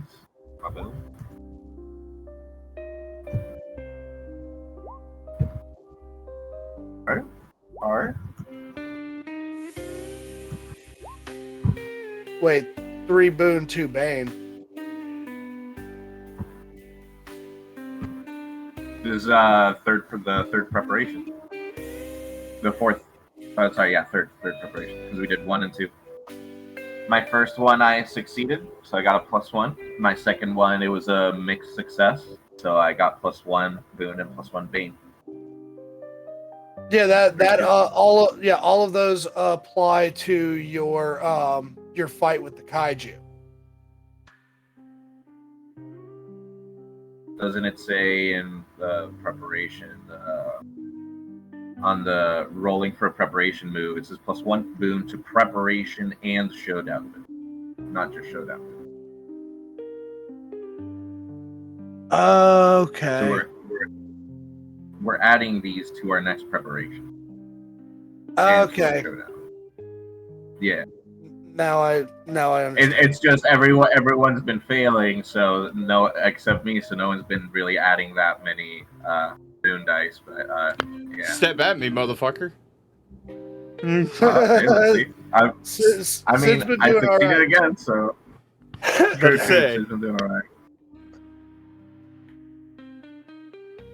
Yeah, you still got But another yeah, boon. the northern side of the world is So yeah, I rolled a 4, 2, and a 6 for my boon, and a 2 and a 4 for my bane. So my 4 and 2 are gone, but my 6 remains for a victory. So that is a total of 4 boon dice and 2 bane dice that I will be rolling for the showdown. So yeah, everything goes well. Government doesn't have to try to blow my mech up from it going berserk. Everything is hooked up where it's supposed to, and the abilities are working. And it's a little terrifying, but hey, got it. And I sleep for like 12 hours after the training session. Passing it back to the nation. All right. So the nation's final preparations are to begin gearing up as Jason enters the Kobold 1. He takes a deep breath, remembering everything that's happened that's led him to this point, all of his training, his childhood, growing up, his friends, his family.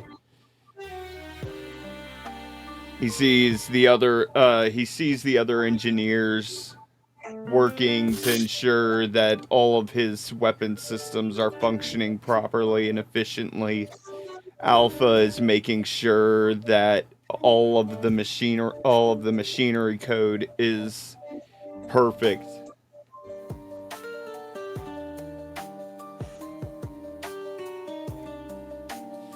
All right, so that's 2 and 2.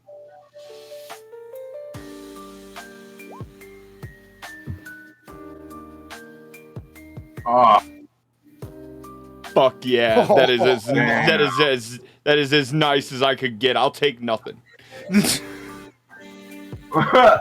Wait, so you failed, no? No, you get a bane. I get a bane. That's it. Yeah, you get a bane. Oh, just one bane? Yeah. I'm Okay. still doing decent. And I'll hand but Wait, hold on. What were your first 2 rolls? my 4 and a first 3? yeah, 4 and a 3. 4 cancels then out, the second? and then it's a 3 and a 6. Well, the 6 is a bane dice, right? Yeah. So it doesn't cancel anything. All you're left with is a 3.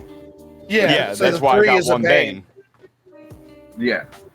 Yeah, so Yeah. so something went Yeah. wrong there. So we got to get that narration in. Yeah. No. Yeah. I didn't think you were rolling 2 bane dice. That's the part that messed me up. I was like, holy shit. I Yeah. was hoping, but no. Damn. But Jason can't shake off the feeling that he's not coming back from this. Even though everything's working fine, his mental state, he's freaking himself out. Can he really win against the Kaiju, especially given what happened to Steel City? Can he survive to see his friends and family? And with that, I hand it to the Imperium. Huh.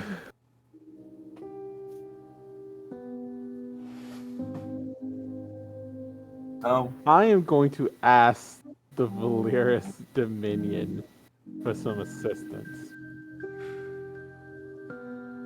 And it goes down like a trade deal. I will give you more boots on the ground to supplement your tech if you give me some tech in trade. Okay, so this is a negotiation between our governments. Oh yeah. Okay, so Round 2. Start. yeah, so roll 2. Well, whatever it is you would be normally rolling right now. So it's the result of all your previous rolls. Which would be So have you Have you had had- any partial successes or successes? Or has it all been failures? fail. Yeah, it's all been failures. Damn. Okay, so then so now you'd be rolling 2 boon dice and what, 3 bane dice? Yeah. Lord. Oh my lord. Alright! Lord. For the love of God. Luther's praying. Okay. Okay. We can partially succeed. Nope, No nope, nope, fives? nope, nope, Let's nope. go! Yeah, he gets a gets a partial boon and a bane. success. Yep, Yeah. so you get +1 boon and +1 bane.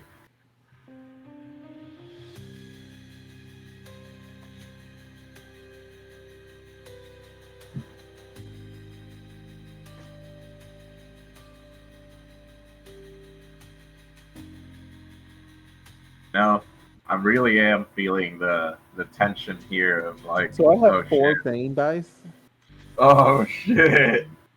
because I failed every one of them. Oh God. Yeah, I have. So horrible. Are I me and think you Chris should the have only similar one I with have- boons?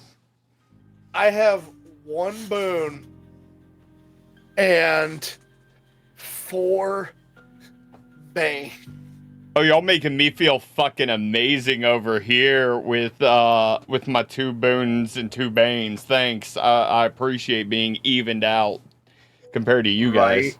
Right? I'm the only one that's positive here. I got 4 boon and 2 bane. Holy shit.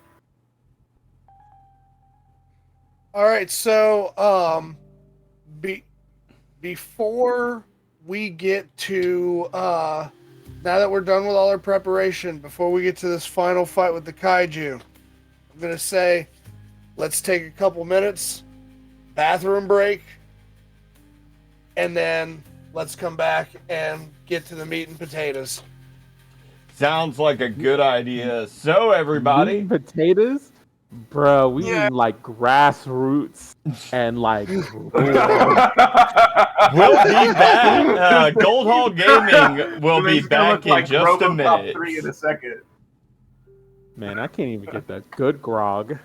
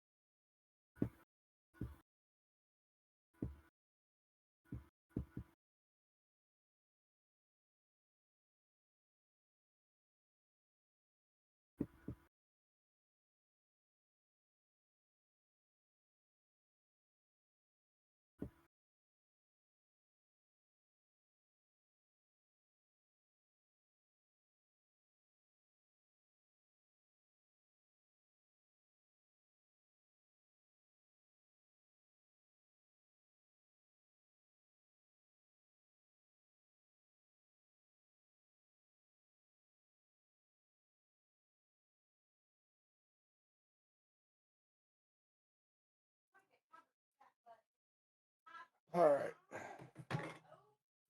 Who else in chat? Lemma.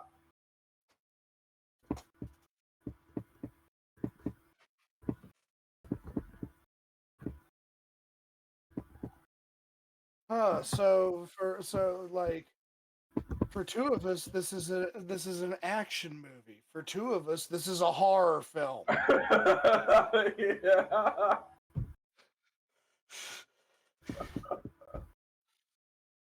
Hey man. Oh, never know. But Like if you just roll all six, for two of us, this is Pacific Rim. For the other two, this is Cloverfield. the other two, this is Evangelion. Oh my god, dude.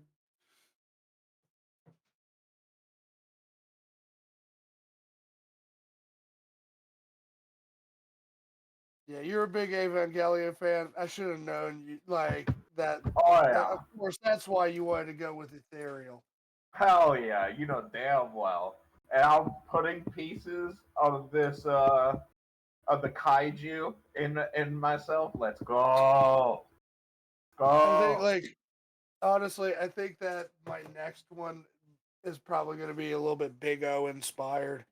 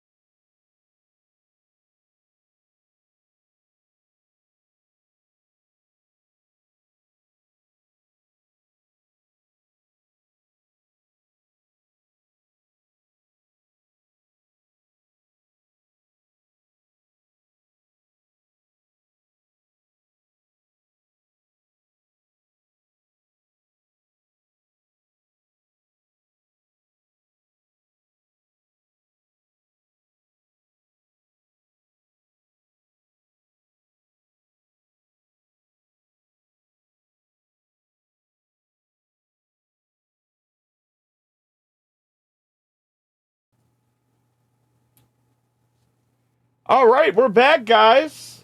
And we basically have been spending the last 3 minutes shit talking each other. Lady Amp's Mystic played Sheep Scream Thanks for for the sheep 1,000 scream. points. So we'll now hand things back over to Adam as the first to die. I mean, the first in the turn order.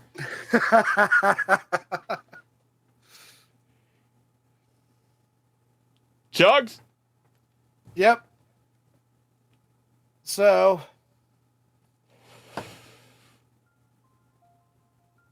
here's how this is going to work. I am about to fight Chris's kaiju, who is when it is the Zathalon Commonwealth, they will be fighting Aaron's kaiju. The Nation of Sid will be fighting Darkheart's kaiju, and Darkheart will be fighting my kaiju.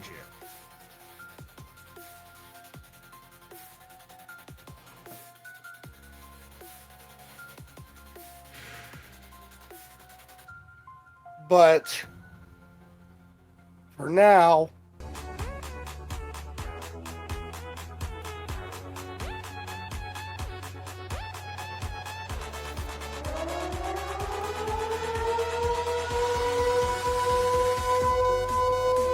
the alarm has been sounded. There's a kaiju that has emerged from the rift, heading toward the Valaris Dominion.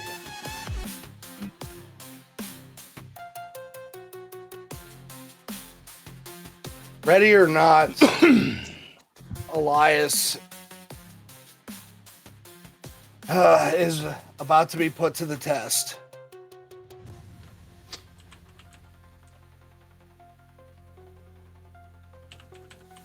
The storm churns with an almost malevolent intensity as How did you the transport vessel, the Nimbus 5, cuts through the rolling waves, heading towards the rift. Its reinforced hull groaning against the wrath of the ocean. Mounted atop its deck, like a slumbering titan, rests the Eidolon frame. Encased in a transport cradle bristling with stabilizers and support clamps, the mech gleams under the strobe of lightning, its sleek armor reflecting bursts of brilliance from the stormy sky.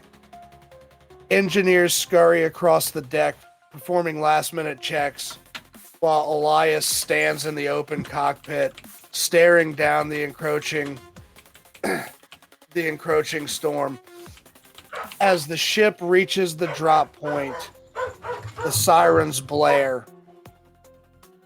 A massive crane extends over the water. The transport cradle detaches with a mechanical roar, lowering the Eidolon frame toward the thrashing sea. Reactor online. Sensors online. Weapons online. All systems nominal.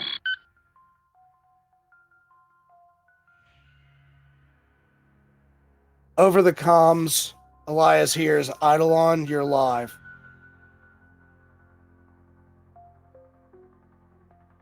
With a splash, the Eidolon frame hits the water, its amphibious systems activating instantly. Propulsion jets beneath its armor send it gliding effortlessly across the surface before diving beneath the waves, looking for the predator in the water. Now, Chris, you get to describe your kaiju and how it enters the fray of this situation. First thing is, while you're down there looking, you don't find any. And at one point, you start hearing from transmissions other ships and other parts of your transportation brigade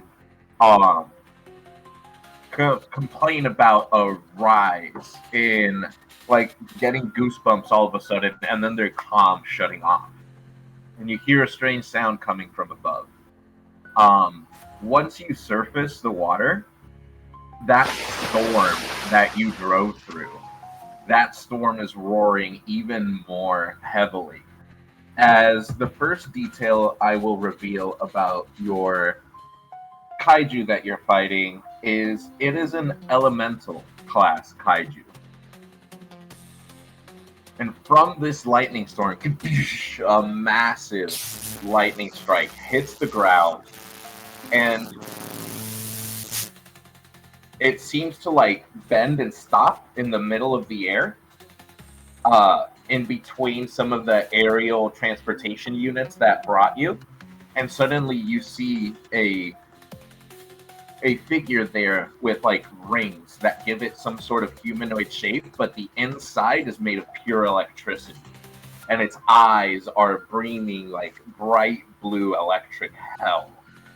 And as it lets out a roar,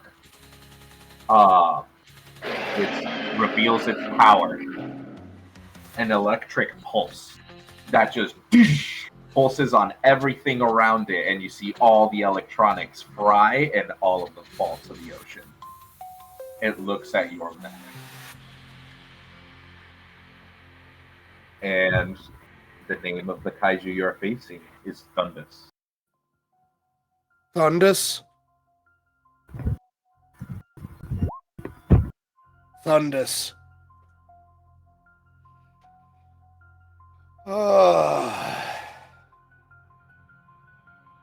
So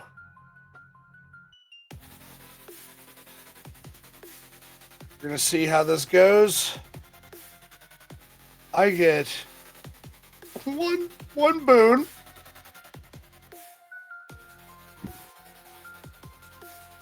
And 4 Bane. Shit. Okay, wait, you can still improvise. Because otherwise it's over. Alright, let me well, let's narrate this situation. Like, Okay. I'm charging in with Elias is charging in with the Eidolon frame, the the Gravlink Railcaster in its arms, and he takes a shot at it. But you said it's made of pure electricity, correct? It's made of pure electricity, but there are these outer rings that give it most of the body shape and the humanoid form.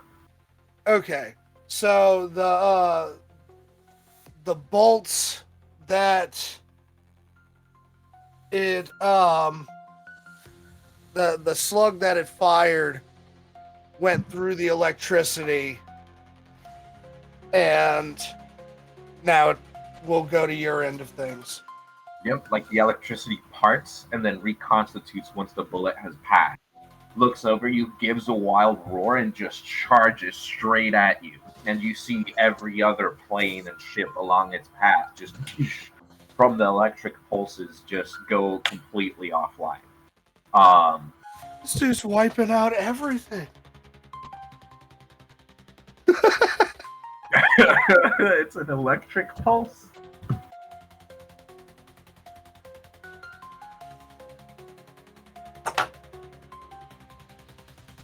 But yeah.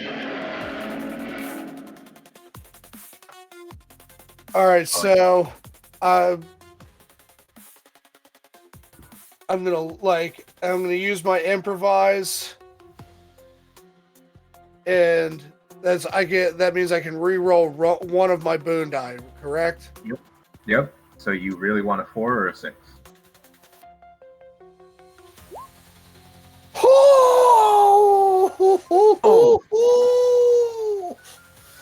Let's go.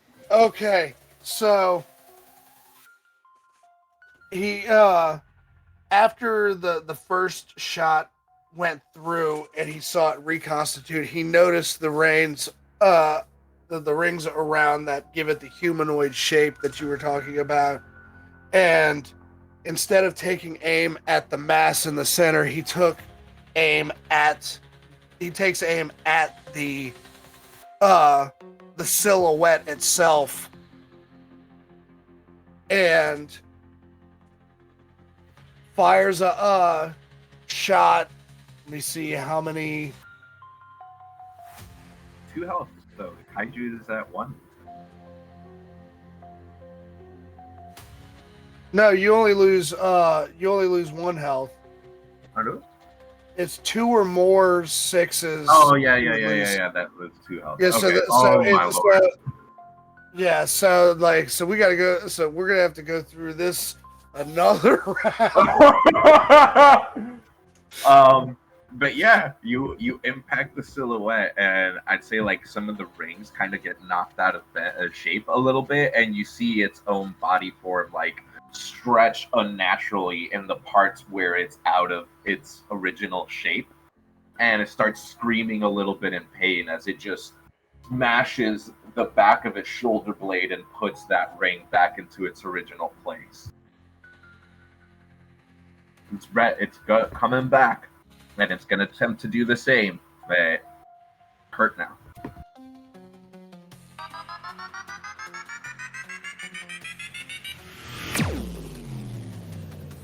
That was the blast. Sorry. Yeah. So, yeah. So, let me see.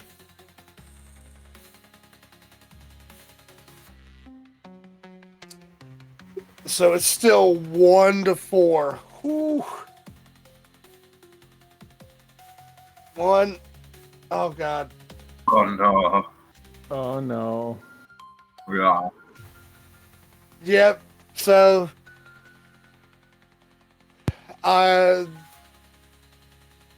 You got just one last thing you can do. well, I mean, well, go ahead and like let's narrate this. I go to fire, like I charge up, try to fire another shot. Yeah. I'm gonna say probably the nation's military is also like really trying to help, and so some of them are throwing themselves to try to garner my attention before I get to you to give you time. And unfortunately, when you go shoot, I recognize that you're about to hit me again. And suddenly, this massive form of electricity turns into a tiny spark that travels throughout the different airships in between you and me. And that way, even faster, reaches you. And the electricity is now starting to roar through your mech as my shape reconstitutes back to my huge form. Then I'm in front of you and I go to roar.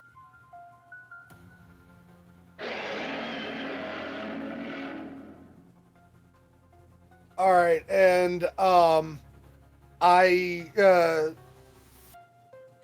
ahead and describe what you like, the damage you've done.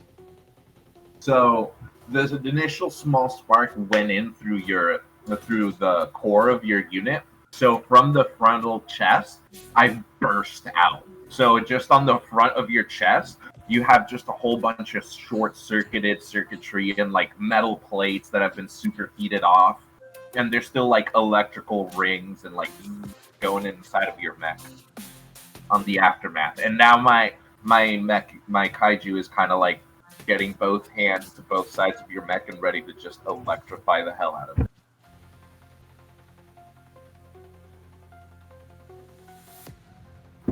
All right, so Elias knows he can't win this. And it's either he can eject and try to escape, or he can do one last thing to try to make some kind of a difference.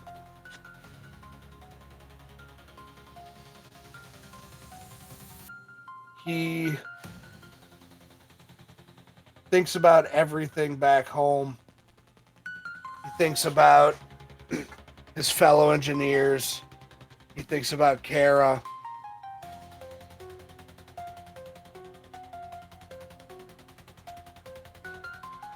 And he thinks to himself, don't let this all be for nothing. He grabs the Eidolon frame, grabs the Kaiju's the reins, the only solid pieces it can grab, pulls it in close, intentionally overcharging its core with the electricity.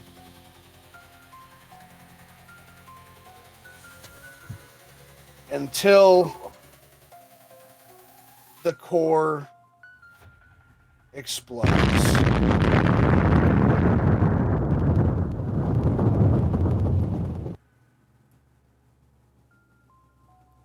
Oh, look, Miguel. It wasn't us that detonated their core first. Right. All right, so now I have to see, what do I roll to see? Your pilot rank 1, right? This is our first Yeah. front. So you're gonna roll one boom dice essentially. And 1, 2, or 3, you deal 0. A 4 or 5, you deal 1. A 6, you deal 2. So you actually can kill me. Oh, so close! I think my Kaiju's at 1, right? Because it took 1 Kadoosh, damage. yeah. You'll have 1. So close. Kadoosh. So You see, like, the body is everywhere, but just one of those rings survived. But yes, that is just Kaiju. We'll get to that. and later. if the Kaiju survive, that means you get to pick 2 of my locations to destroy. I think it's been mostly sticking to the water and the coast. So after it reconstitutes, it's gonna go for Titanfall Bastion and Luminal Reach. Oh God! Damn!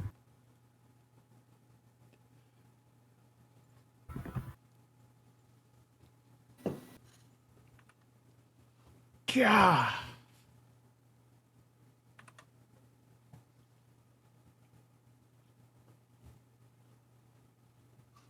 Bye, everybody. Holy shit! Holy shit. So, I forgot we haven't even used any of the tokens, but Your cheeks got Where's clapped the, there, buddy.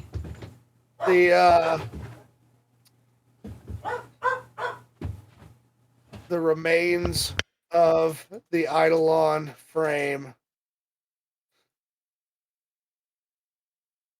Is no more. Okay, so moving on. All right. Oh shit! Luther rushes his coffee and just starts sprinting tish, tish, tish, tish, tish, tish, towards the mech. Yeah, gets his suit on. His suit still has that like kind of like entry plug hole on kind of like his middle section, and has that like horned helmet now with the entry plug. And yeah, enters his mech and slowly.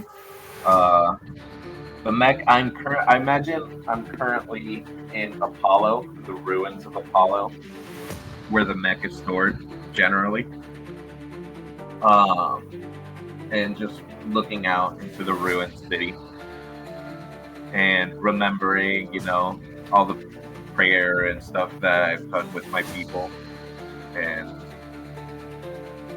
fill myself with faith that I am able to control this, and I will.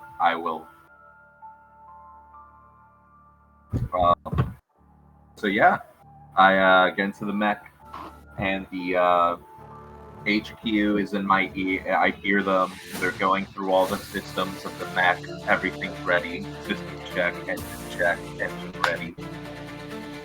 The first entry plug comes in, and it's the one for my chest. And the two go in, and you see from one tube blood come out, and from the other tube blood come in. And then I do the same with the horn in my helmet. Some semi-transparent liquid comes out, and a more darker liquid comes in. And yep, the people in my ears go auxiliary system mind link active, all systems green, nether field generator up and going.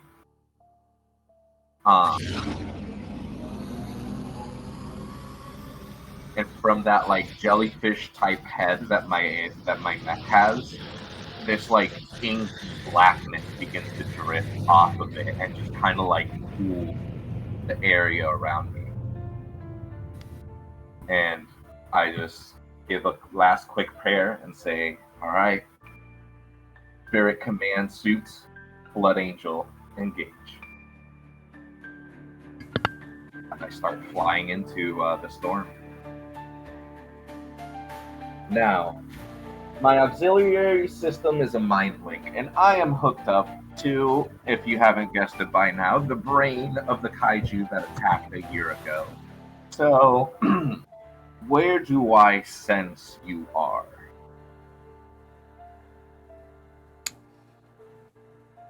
You sense two signals off the coast.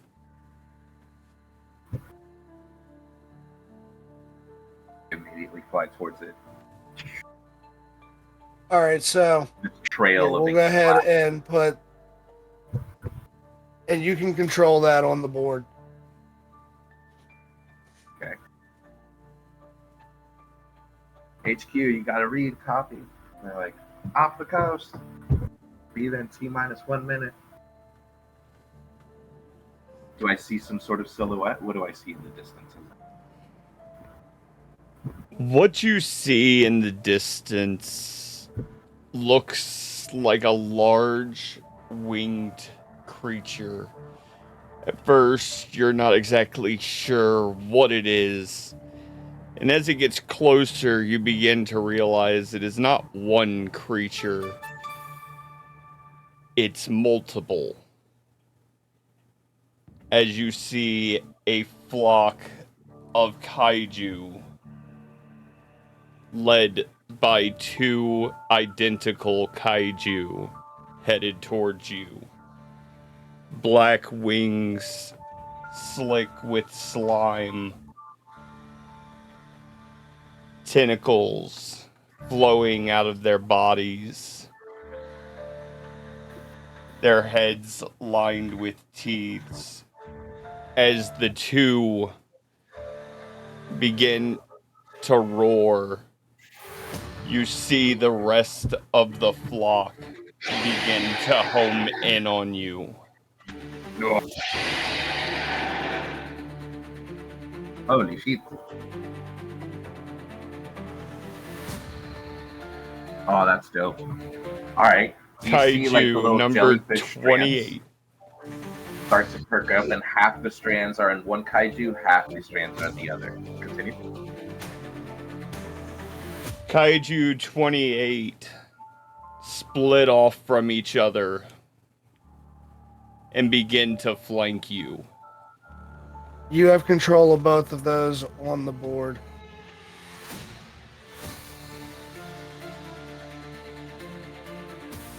Like,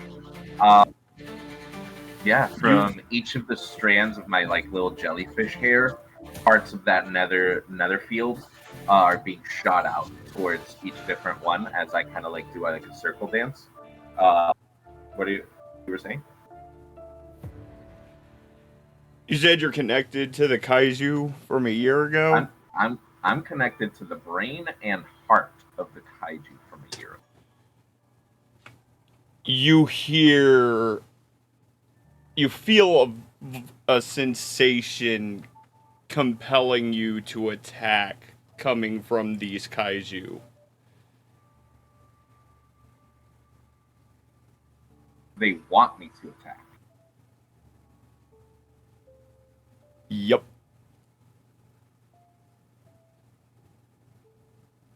Never needed your permission. And just starts charging one. Alright, let's do some rolls. Unless you got more you want to say before we roll. Nope. Alright, beautiful. Okay. So that, let me just go to special moves real quick. Alright, I teamed up already. The only thing I've done. Okay. Alright. So we're 4 and 2. Team up with the floating debris. Okay, here are my boon dice. Oh. Here are my bane dice. Okay, we're going to remember why we fight, but let's see what happens here. Alright. So, I go to fight. I hear this order to attack. I'm like, I don't need your permission. I start charging one. Which one do you charge? Hold on. The right one. So that one?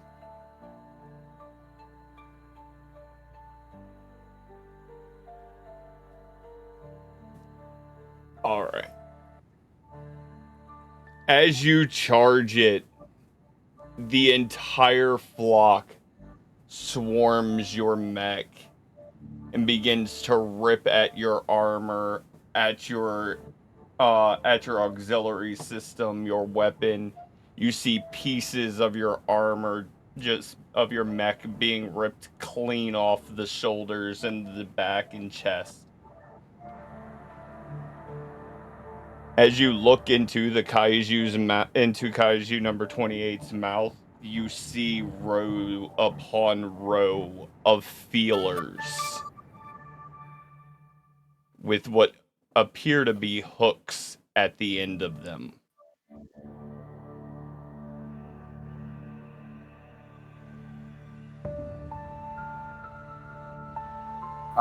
As I see that,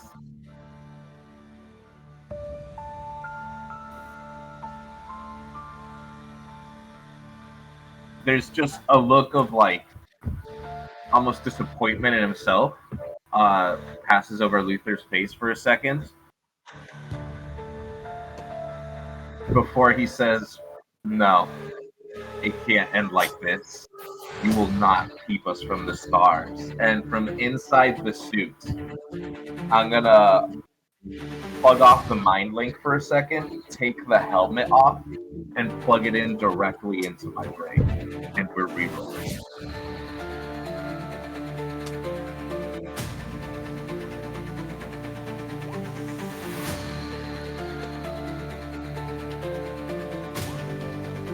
Okay. Gotcha. So that's what we got. It's a partial success. Yep. Partial success. So I do manage to evade some, and I think we both take a damage.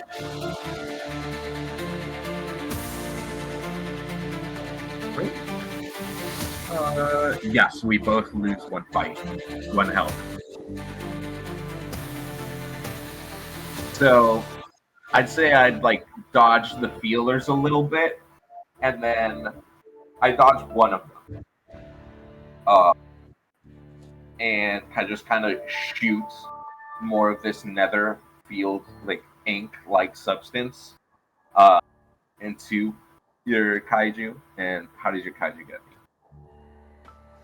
As you're focused on the one in front of you and spraying your nether field generator, you feel something solid at your back as the other kaiju grabs hold of you and begins ripping into your armor, tearing more of it off, ripping off more of the shielding.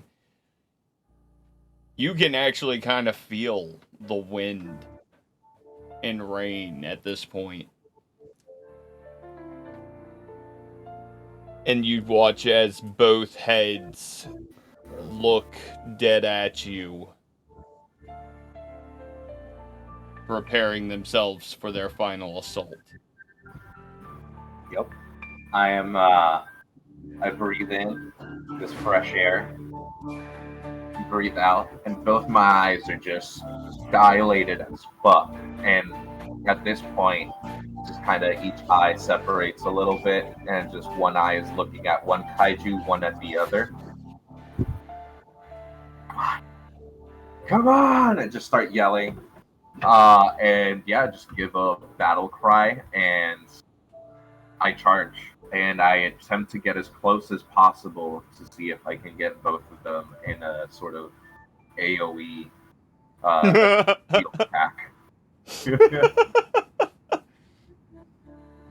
Last charge. Okay, so a Bane dice and a Boon dice were used last time. I took the 4 because it was the highest, but the 2 and the 2 took each other out. So you have 3 and 1. Yep, so I'm 3 at 1 now, and I think I only have improvise left. Yes. Right? Let's see. Good luck. Here my boom. Right? Yeah. Here my boom. Okay. Here is my Bane. I'll keep it. Yeah, that's a Good job, you hit success. So that means the kaiju takes another damage. Yep, we're both on our last point of health. So what I'm doing essentially is trying to bait both of you in, and then from that like inky darkness that's like emanating around me, I'm going to like kind of like flex my entire body and just put that inkiness into overdrive and just create like a roiling fog cloud all around me, and I'm trying to get both of you in it.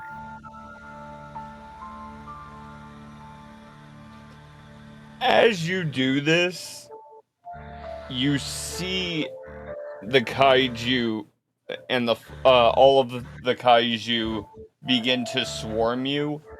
As kaiju number 28, you see begins to join together at the tentacles as the heads begin to attempt to wrap themselves around your mech.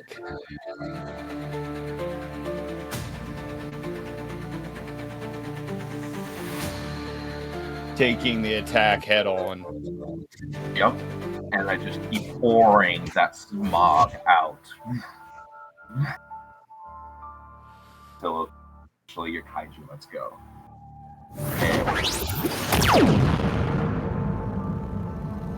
In that field, as the wind carries through and dissipates the rest of the fog, I stare down the last kaiju.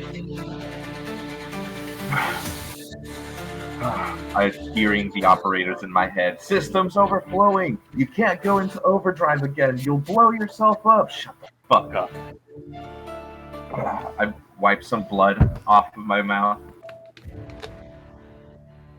For one last Hail Mary. What's your kaiju up to?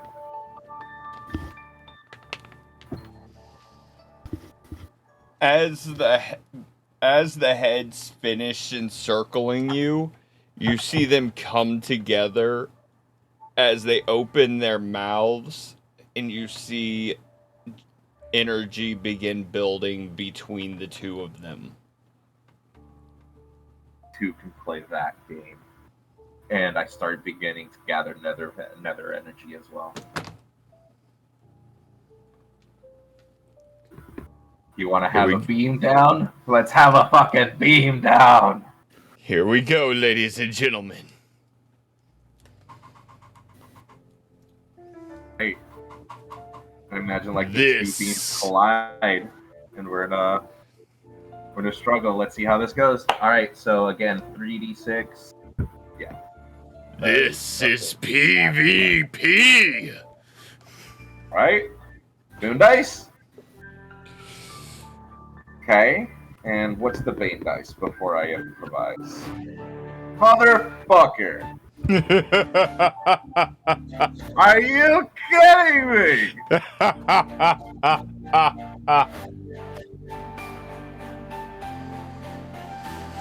Wait, that's a partial success, right?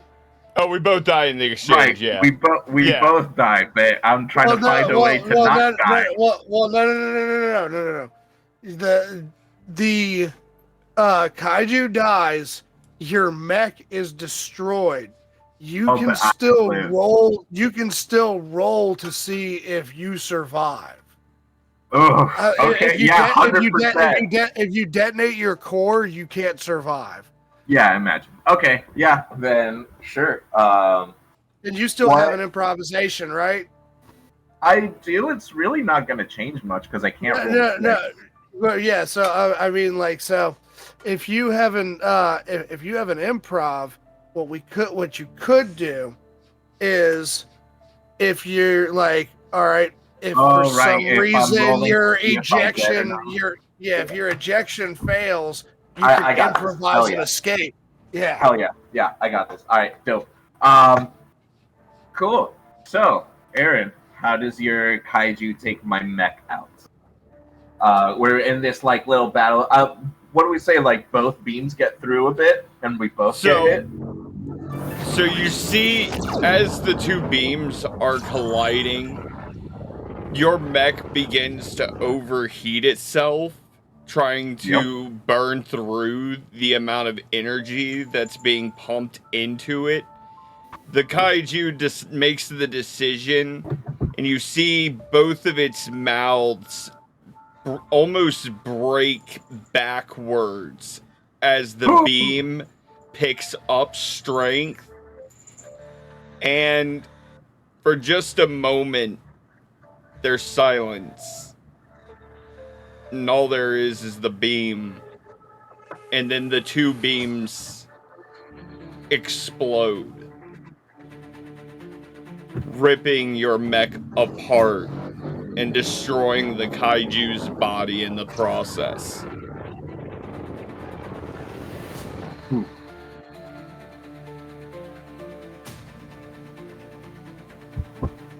I'd say mech floating in the water now and just slowly sinking.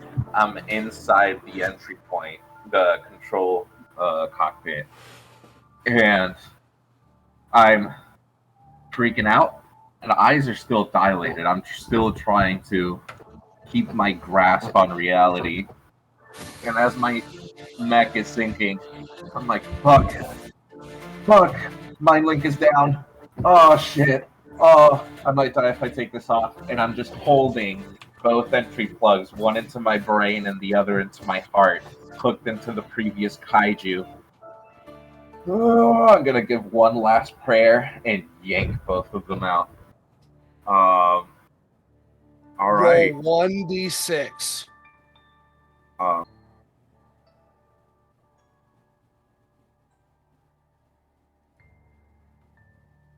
right.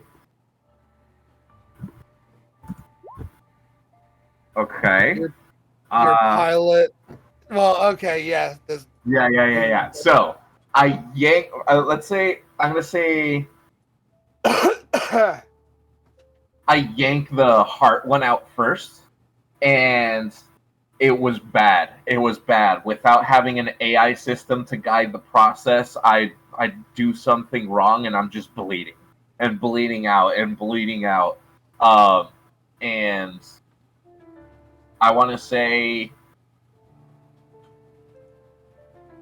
I don't know if it'd be like my clothes or some sort of first aid kit around, but pretty much I'm deciding to not unhook the mind link for now, and I'm gonna bandage myself up and make sure I don't bleed to death. So this is, am I able to bandage myself up and remove the head one while in an altered state of consciousness? And also the mech is dead, so I just experienced a little bit of ego death as well. So yeah, let's improvise and see how it goes. No, even worse. The mistake All right, was. so now you get to narrate your demise, sir. Yep. No matter how much fabric I put on top of the wound, it's not coming out. And then I feel better. I feel fine. I look up a little bit, and the mistake was not unhooking from my brain. And so the mind link goes all the way into the pineal gland, and is basically hooking both of our brains up.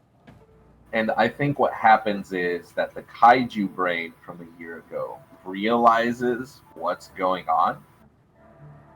And I think it essentially sucks all the brain juices out of me through that connection. And I think if anything, it invades my mind. And the kaiju is now in my body. And that will create one of the future kaiju. So the kaiju's mind is in your body as it's sinking down to the ocean floor. Yes. While I died while in Mind Link, and it took advantage to take my body. And then from there, it self-generated, regenerated, and took my body for its own, and my body mutated into a kaiju pilot hybrid. Wow. So, That's fucked. yeah, but you saved your home. A Huh? noble sacrifice. Yeah, I might come to destroy it next front, but yeah. But all right, so I guess we move over to the nation of Sid. Yup. Real quick, how much health does each kaiju have? 5? 3. 3. 3. At front one, it's 3, yeah. And we have 2. Yeah, your mech has 2, kaiju has 3. All right. Okay. So I got 3 and 2.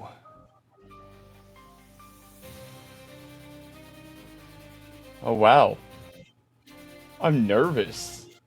This is fun.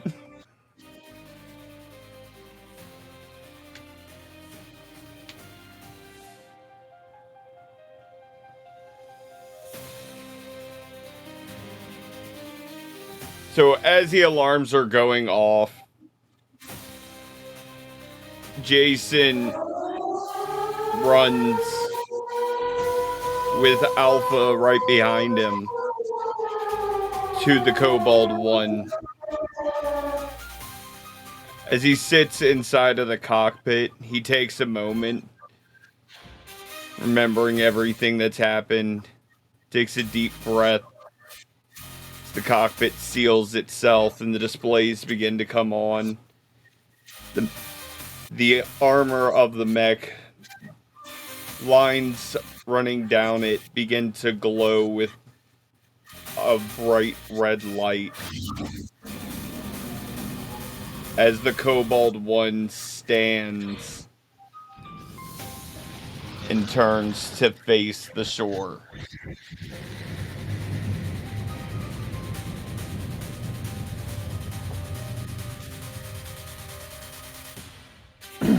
It grabs both its lance and shield, crouches, and begins running to the shore.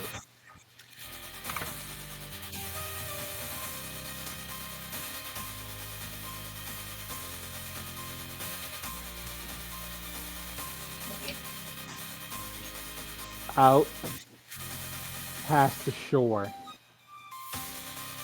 you hear this sound, and you feel kind of like a ripple. As you stare out, something in the sky, it looks like a crack. And it gets larger as it sounds like something's beating against the barrier.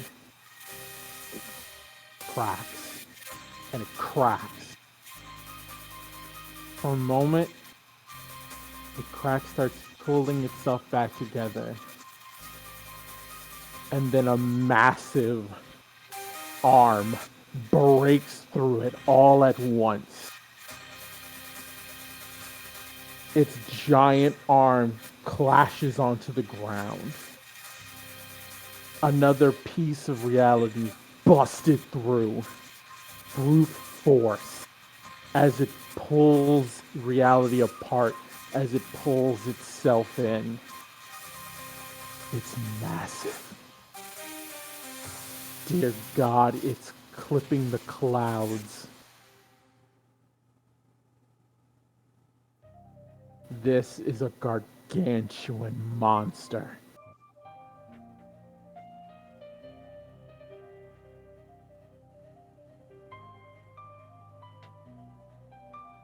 Razor spines, toughened skin blackened from its time in whatever void it came from.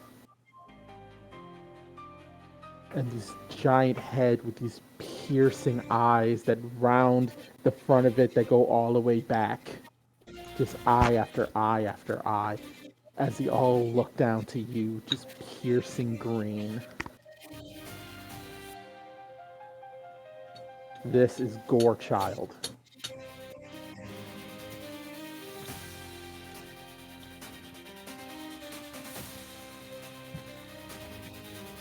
And it's coming for you.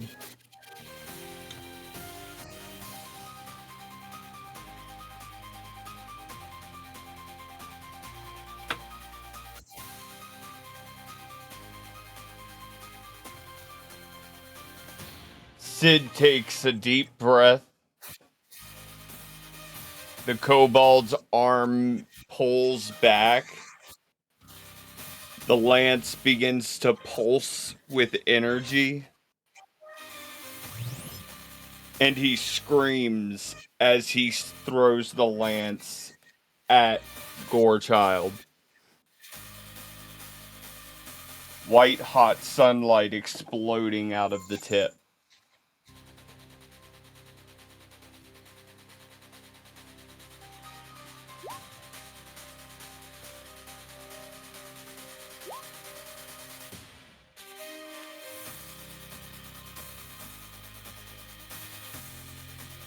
So you get a partial success. Yerp.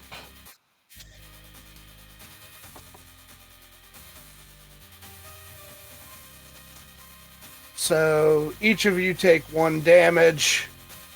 And how does this play out?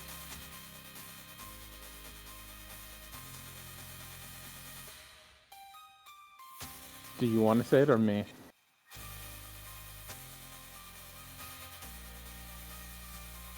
Each of you should narrate your own part in this. So,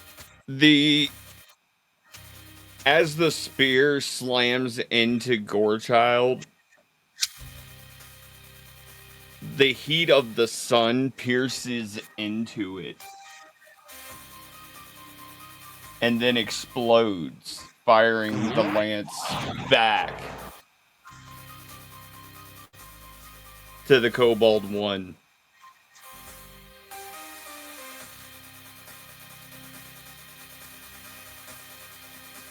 As the spear digs into Gorechild, it looks down.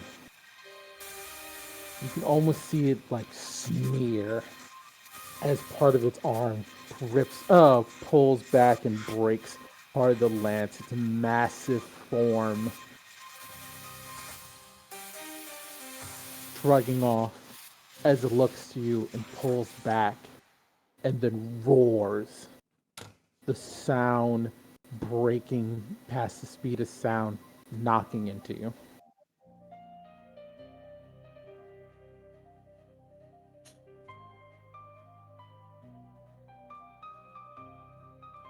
Okay.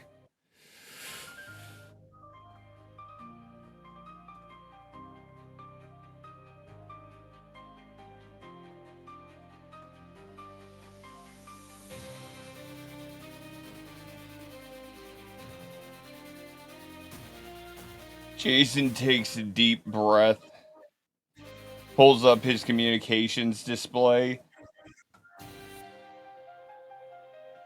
and he's gonna contact the Imperium.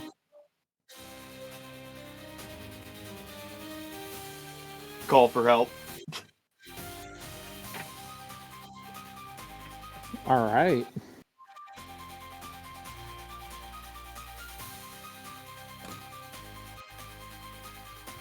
Please, please, please, somebody pick up. Oh god, god damn it, god damn it, god damn it.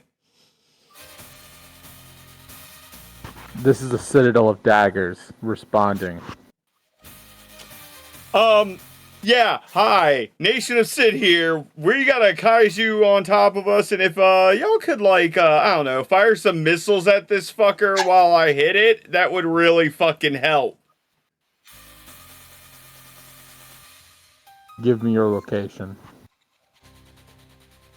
See this massive kaiju just staring down at you. He starts screaming off his coordinates while while pulling the spear the lance back again. This time holding his solar shield in front of him. I just imagine. Oh no, go ahead. Already fully charged. And screams, "Not my house!" And throws the spear again. Yeah, I just imagine whoever, while you're doing all this, you just scream out, "Look out to the fucking window!" That's how big this thing is.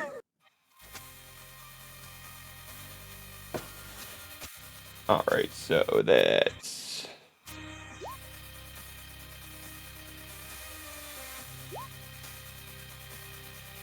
Nice! Oh. Nice! No! No, I know. No, I know.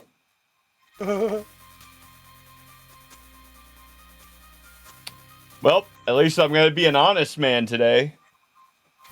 Did you improvise yet? Well, actually, yeah, it doesn't matter. Actually, yeah, remember why you fight would be the most here, because blocking out 5s and 6s is evil. Yeah. Yeah.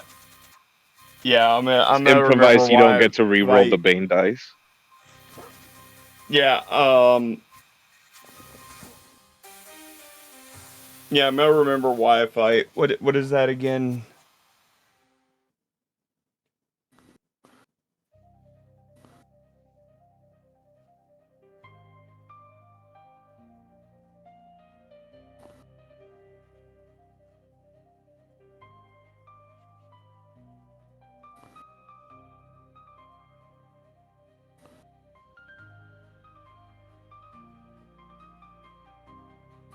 I can't find it in this shit. Remember why you fight. After any roll, envision a brief memory with your connection. Re-roll all dice. Okay. Thank you. Mm-hmm.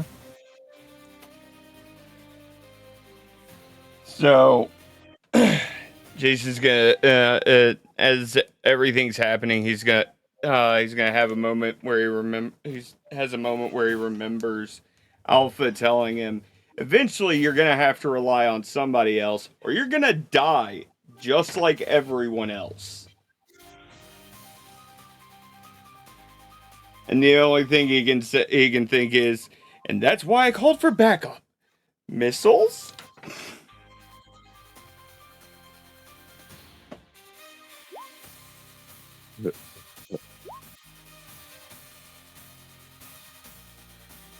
You get a partial success. I'll take it. Okay. I'll take it. Ooh, well, Well, no, your mech's still gonna go down here. Oh, I know. Yeah. I know.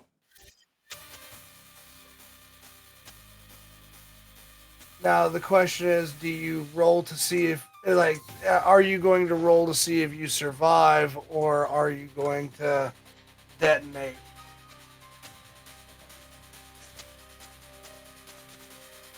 Well, first let's narrate this. Yeah. So as the lance slams into Gorechild again, a pepper of missiles slams into his back.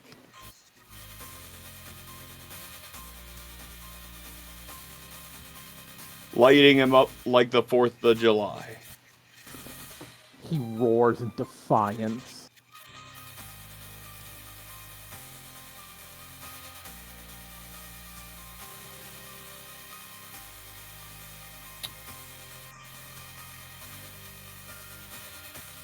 And yeah, Jason's gonna take a deep breath, begin charging towards Gorechild.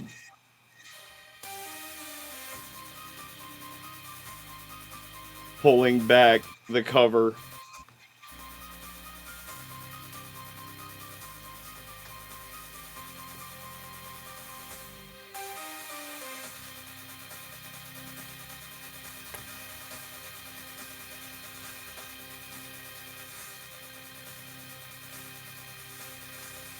You gonna roll to detonate your core? What you doing first?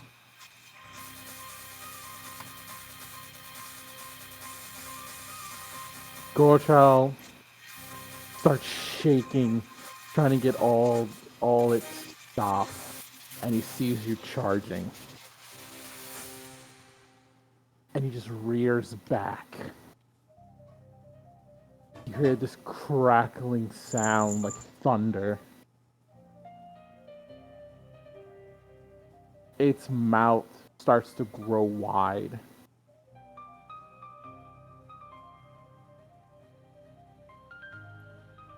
As it slams forward, it sends out this giant sonic shockwave.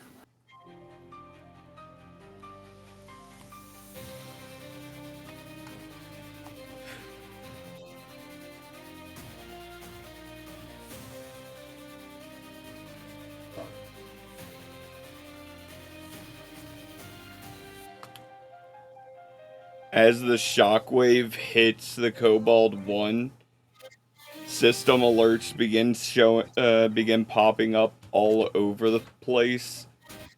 Life support systems compromised, weapon systems compromised, defense systems compromised. Jason tries to hit the eject and realizes that the shockwave has disabled it. Well, guess this is it.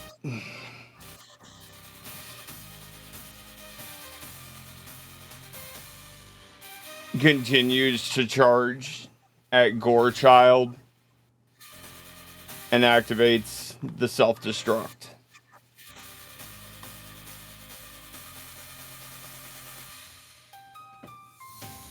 And what is that?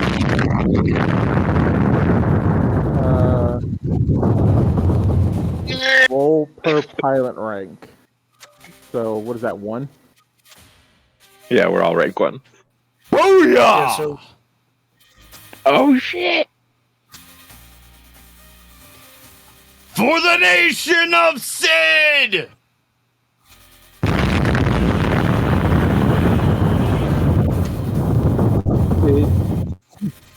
Sid's mech just barrels through everything Gorechild was trying to just shake it apart. And just keeps going, and he just flies into Gorechild's mouth. And he just closes on it. And then his giant head just explodes.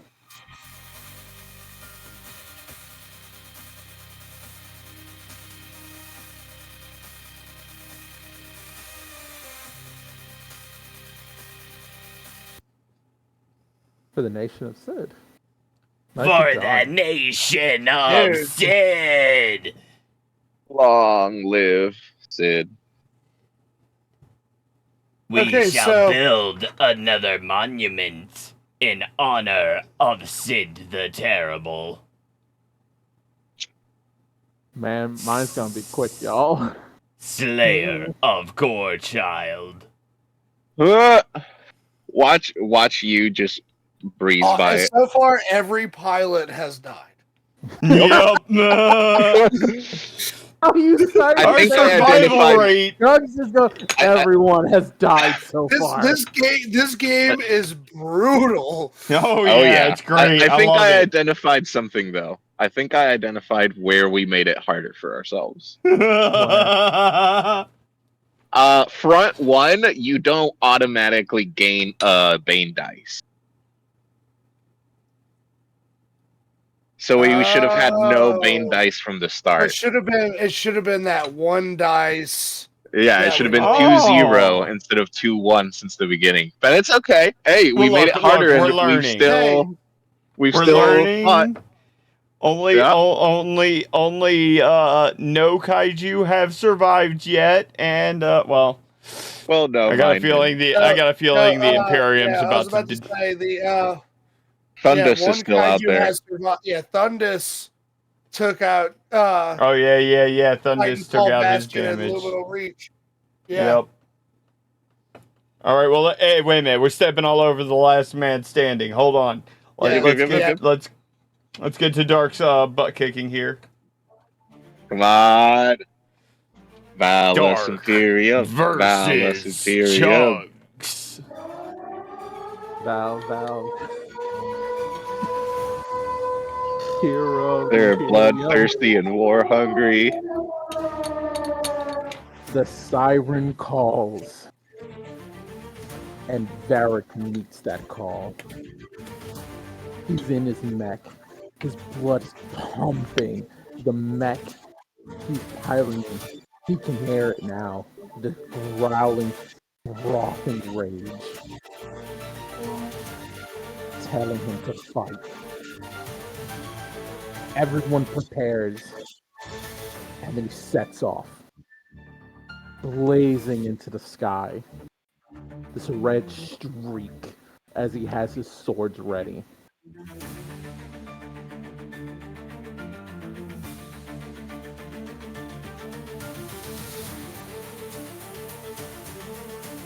All right, so are you waiting on me? Yep. Okay, so you're going out over the water. Mm-hmm. All right.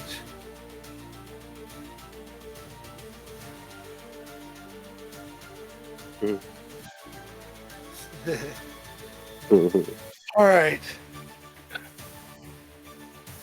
Waves churn and crest unnaturally as a thunderous rumble emanates from the deep.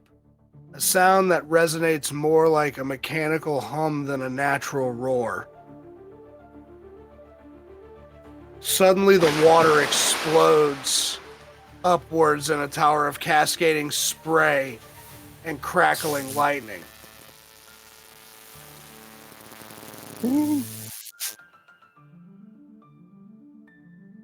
A long, slender, serpent-like creature with crystalline fins spanning outward like jagged wings split the sky, releasing arcs of raw energy that rip through the storm clouds above. As it rises, the ocean boils where its body surfaces, superheated by the immense electrical current coursing through its form. The very air becomes charged, causing hair to stand on end and machinery to malfunction. Anything else that's in the water besides your mech has stopped working as electromagnetic pulses emanate in steady bursts from this giant eel's body. Meet Reaver.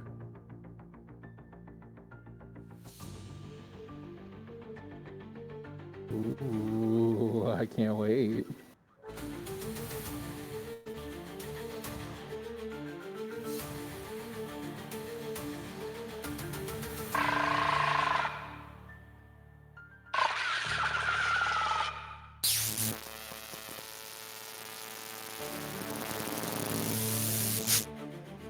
terrifying.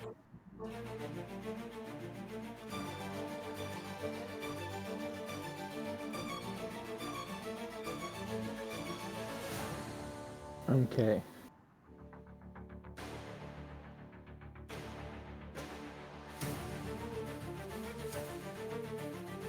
Zarek, in his mech, crimson light glows as he activates all his systems. His sword's humming red. On his back, his graviton cannon charges up. He dashes in like a madman.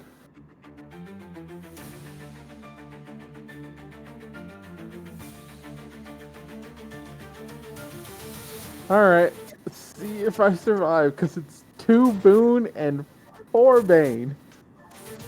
Goodbye, Dark. Goodbye. I think that's right. Goodbye, Dark.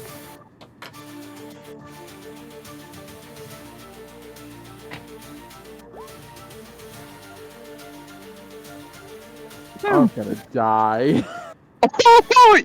Did you have any improvises or anything left? I have an improvise, and I have a remember why you fight. Yep. All right, so if you want to remember why you fight, we can narrate you into this situation. Hold on. Roll your 4 boons roll, so we roll can your see bane how dice. bad it, or Roll your your bane, bane. so Yeah, I we can gotta see roll how my bad it bane. is. Come on. Yeah.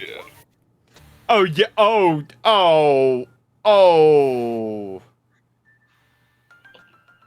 Okay, so just roll a 4 or a 6 on either your improvise or you can just remember why you fight and reset it all. Yeah. Well, first, before we do that, we gotta get a setup in this situation. So, what you were charging at me? Were you trying to come at Reaver with the swords? Yes.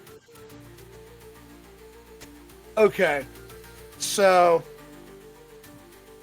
while Reaver hasn't damaged you yet, as you charge at it with the swords, Reaver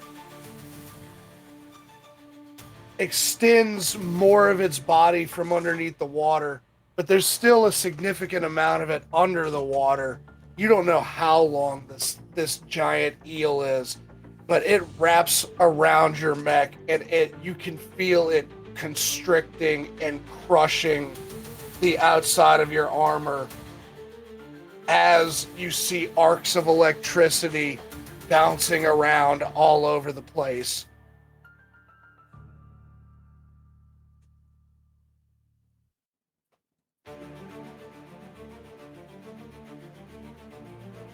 As Zarek gets constricted, he's just screaming in blind rage. The mech has really taken over. The pilot merely a battery.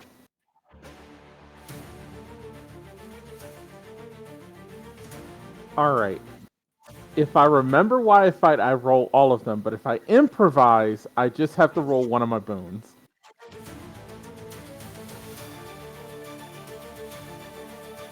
And hope it's a 4 or a 6. And hope it's a 4 or a 6.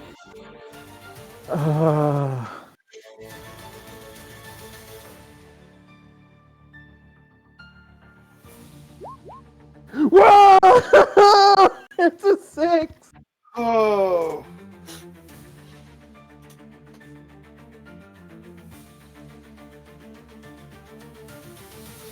Okay, so that means that you deal 1 damage to Reaver. How do you do this? How do you get out of the constriction?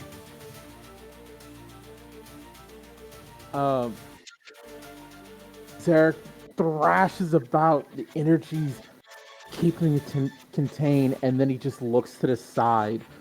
The mech starts twisting as the cannon on the back swings forward to where he's been constructed and then fires point blank.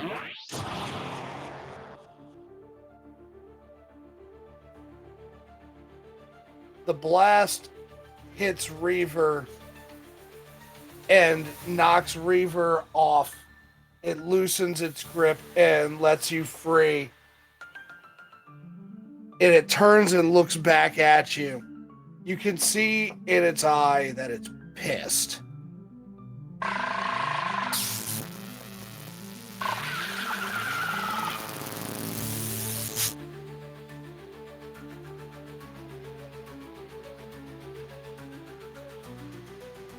Zarek meets that roar back.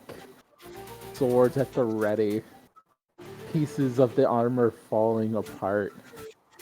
But he's not going down. Not yet. Not yet.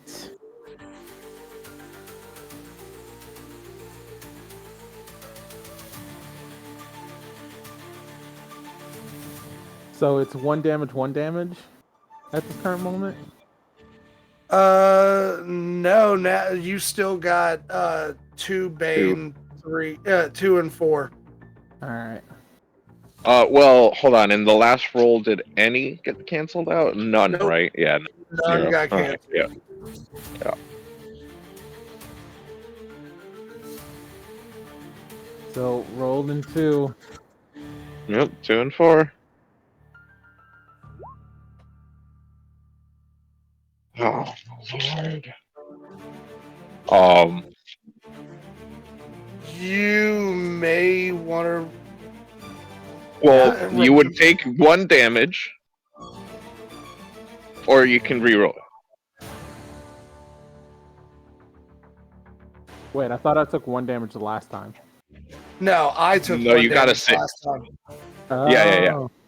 So you're still at 2, and the kaiju is at 2.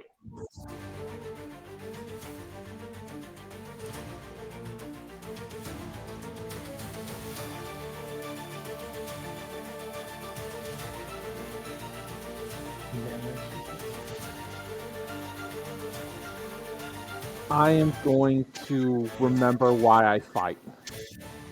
All right.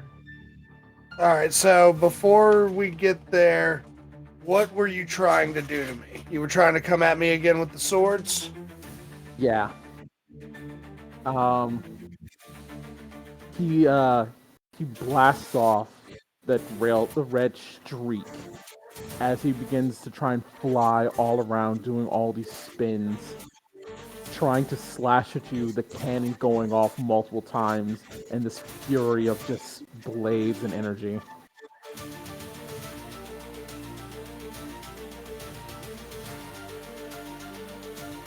The Reaver turns and it roars at you again, but as it roars, electricity comes flying out of its mouth, engulfing your mech.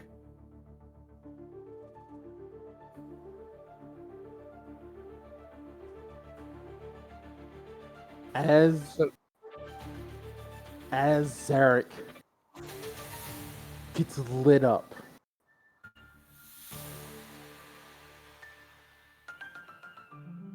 he's still in there. He's still fighting. He's trying to push through. And for a moment,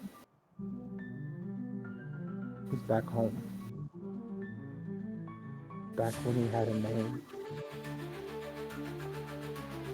Back before he started fighting. And the young kid named Garrett.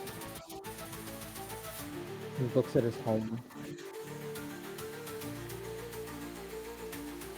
He remembers when they tore it apart for more material, for more soldiers.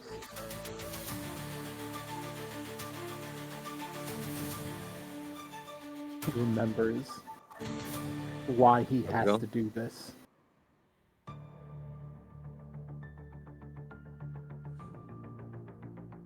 He remembers he must fight. He must win. because when 115674 dies, another one will take his place.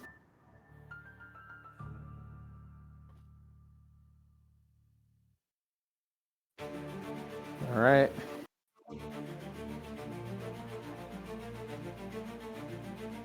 Reroll. Oh, it's a 5. Now reroll your 4. Oh, Oh, so close. so close. So, not only do I deal damage, you also lose. You also have a cancellation in there. Yeah, so now you're 1-3 instead of 2-4. So, as it as the Reavers got you caught up in its electrical blast, it leaps from the water.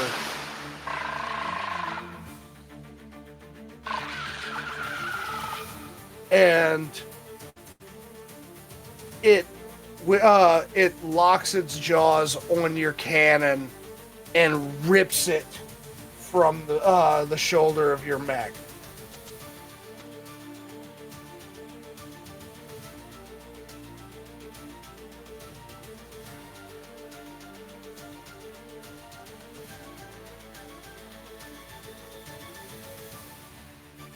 He Chugs gains 1 health.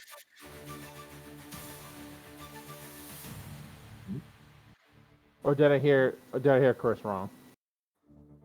No, yeah, I don't gain a health. No. You lose a boon and a boon. I said you're Yeah, 1-3 you lose. instead Yeah, of 2-4 now.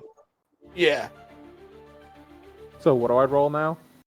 So your next roll is going to be 1 and 3. Gotcha.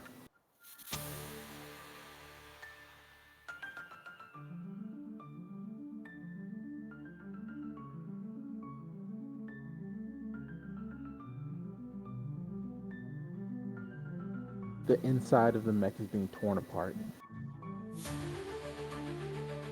Zarek is trying to hold everything together, flying from display to display, trying to strengthen his connection, trying to hold himself together.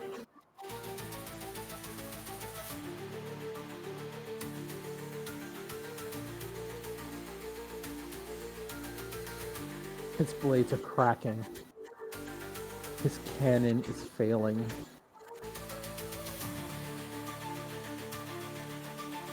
We must march. We must grind. He's got to think of something.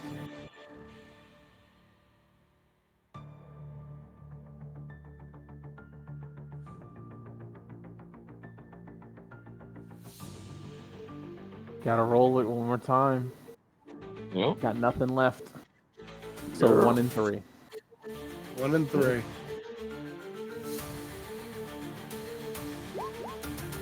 oh, pain.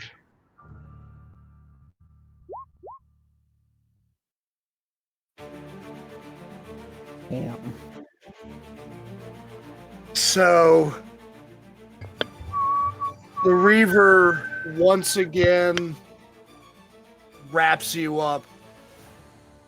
It's pulsing electricity through your mech.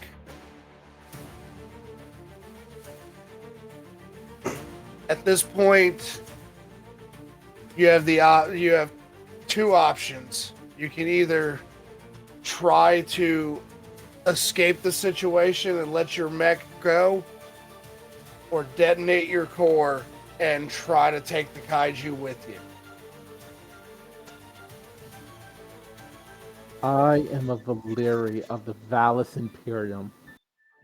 The cords around inside the mech tighten.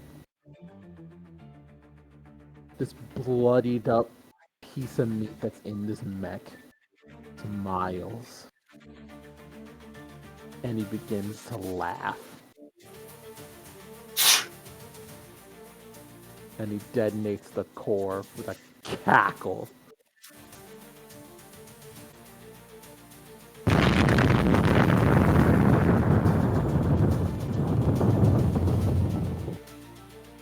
right, roll a d6. Come on. Let's go. Cool. Well, in detonating your core, you successfully destroyed Reaver. The Imperium marches on.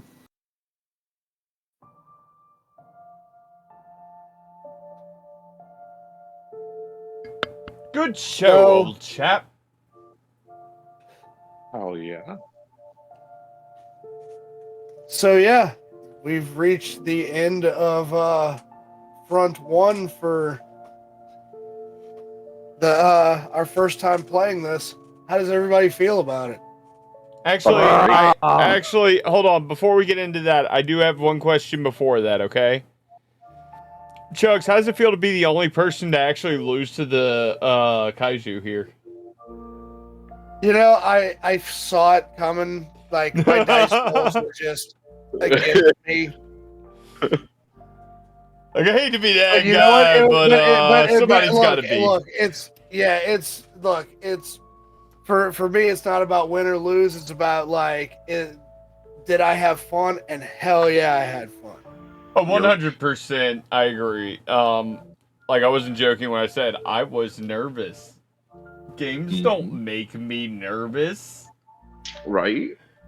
That was I felt it. I like it. I like it a lot. We're definitely gonna have to figure some stuff out, like we were talking about. Oh yeah. I managed to pull it out with 4 Bane. Yes. So Against all odds. every single And we played it one on of us hard died. mode. Yep. Yeah. Well, yeah, we all died. So Only one Thundus of is us- alive. Yeah. My kaiju is dead, but the way I made my character, the kaiju from 1 year ago is now in my body. So I feel like for Valaris and Zavalon, I feel like a front two kaiju idea could be like the return of Thundus and then the return of Luther as the kaiju, and it's like exactly the same. It looks exactly like the mech, but instead of metal now, it's made of flesh. Right. And the thing about Yeah. front two, let me go double check here. I was about to say, is Thundus gonna be the one that returns in front two? It would it could. But Or maybe doing something like another, like between front one and front two. It's like taking care of business before we go to the rift. okay, so I don't know. Like I was just thinking of like the next one, the next front. It says roll a d6, and that's how many years between front one and front two. Okay. Right. So Thundus Right, could totally so there's time. return. All right, Chugs, Yep. roll it. Exactly. You know what? We're gonna go ahead and roll it. Yeah, So that roll it. way we know. Yep. 4 years. 4 years. That's So definitely so- enough time so for the these ne- two to so- return. So that's something for like all of us to think about, is because obviously this being a one shot kind of thing, we're not coming back to this like next month on a Sunday or anything like that. So we plan if we plan ahead, we have time to work out 4 years worth of lore Yep. in We the gotta work on aftermath of what just happened. Oh yeah, no, we all gonna sit down and we're gonna work on this. We're gonna come back with this. We're gonna do some work here. This has potential. I see a lot of potential. A lot of Oh yeah. shall we say like they say in the old country, chutzpah. You know, a whole lot of it here. Yeah, and I think that Oh yeah, I love this. I like this a yeah. lot. I feel like we Right. could do this in many different types of game modes. There could be like a wave survival. There's the one the game comes with is like going into the rift and destroying like Yeah. kind of like the Omega Kaiju. There's that. Like I like that you can take it in so many different routes. It's very fun. Right, and I think that the four of us had talked about is I do think that we could sit down and like extrapolate on this system to where it would work as a long-term campaign. Obviously, like not right this second, but in the Right. in the future, It, it would be nice to and at have least a whole campaign of storytelling around like because the drama of this is really compelling too. Like that's right. like Yeah. And so that makes me think like so technically we started with a little bit of a handicap by doing by giving ourselves a Bane dice in front one. But that does kind of give us an idea that, you know, in those types of situations, that's when you want to have your like this could be the potential downfall of my character. While I guess starting with the preparations without the Bane dice, we get more of a chance to like, you know, introduce the character and introduce everything and kind of like give everybody a chance to fall in love with them a little bit.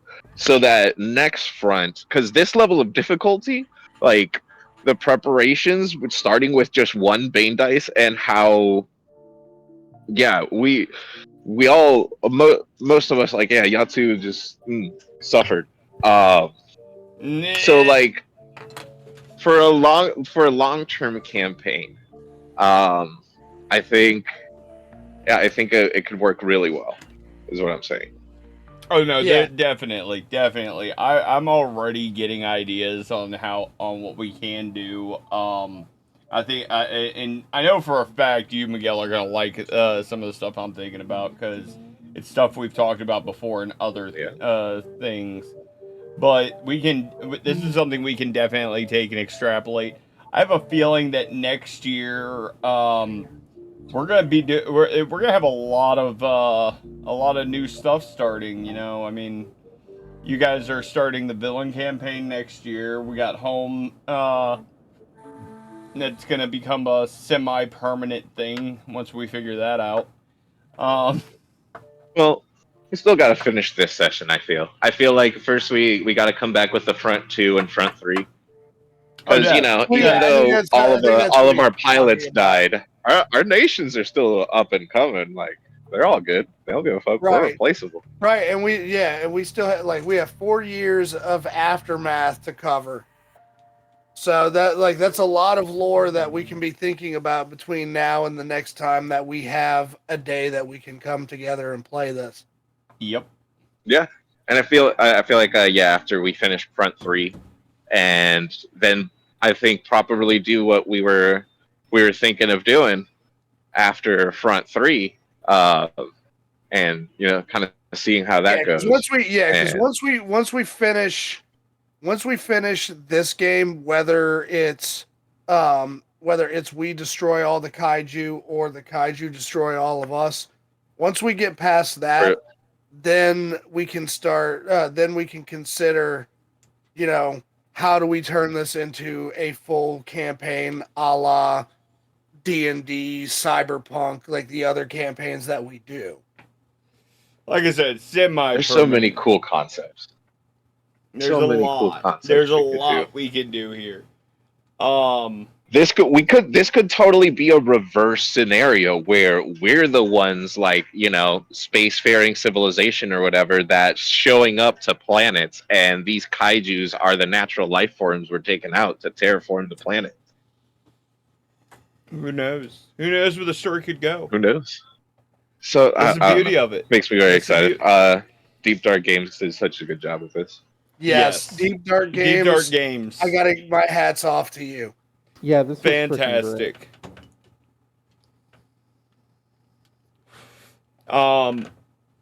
Yeah, definitely fantastic. Need to see if they. Yeah, let me see. Let me go back to their website real quick. Hold on. Is this the only damn game they got? Yeah, it's the only thing they got. So we're looking at a brand new TTRPG game publisher. Bro, it's not even a brand new. Dude, it's one fucking guy. Like, okay, y'all seriously. No. This just got real. Y'all seriously go support this man and home. This is one dude working as a single indie developer to release an entire fucking tabletop. Nick Grolowicz. Okay. Yeah. I hope I probably just butchered that last name, but yeah. But Nick, you hats off. We Straight really had up, a lot brother. of fun with this. This was fantastic. This was amazing. Shout out, bro.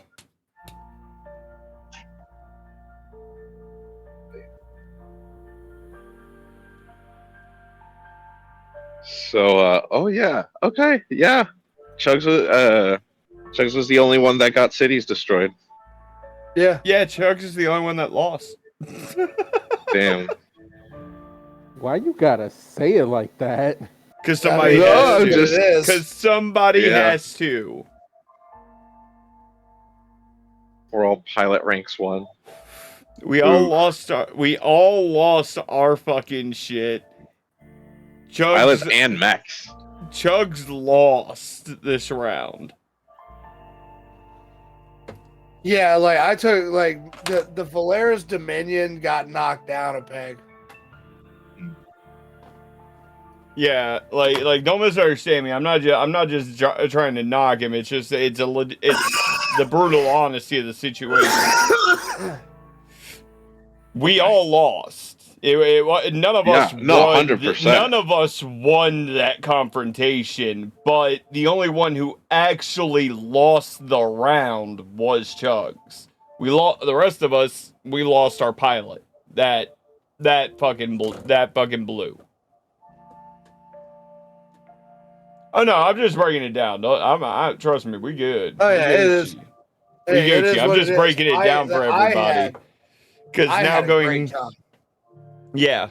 The only thing and that's the one thing that sucks is we all lost our fucking pilots, so we're all dealing with first rank pilots next time, which means the same kind of roles for shit.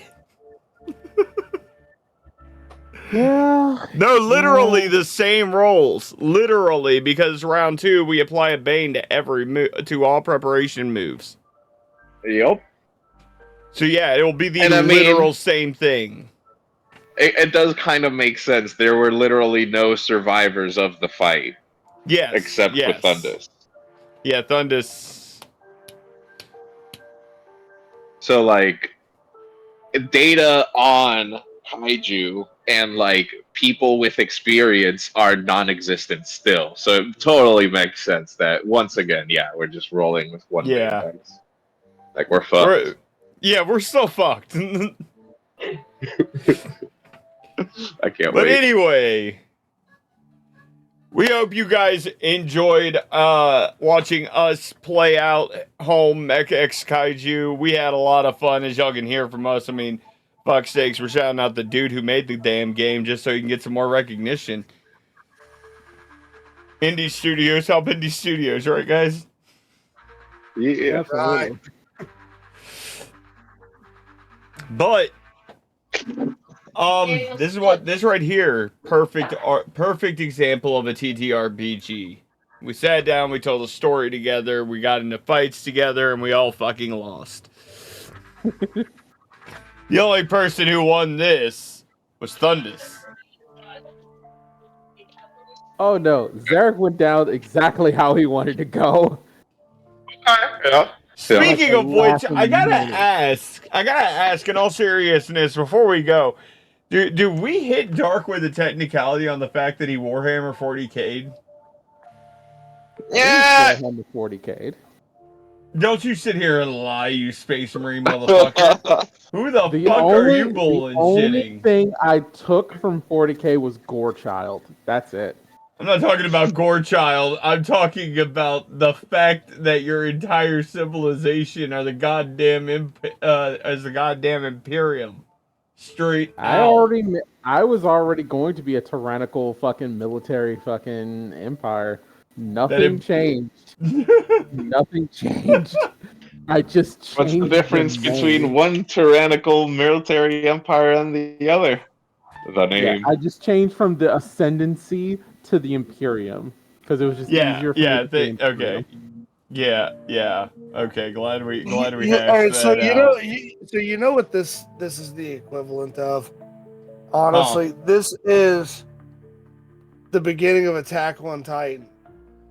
Yeah. This is Yeah. they showed up, they fucked everything up, and they pieced out. For a couple of years, just to come back later and fuck shit up even harder.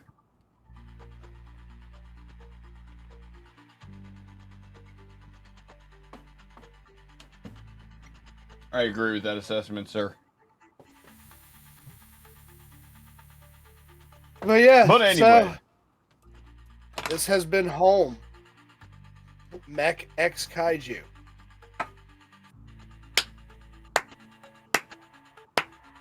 Great.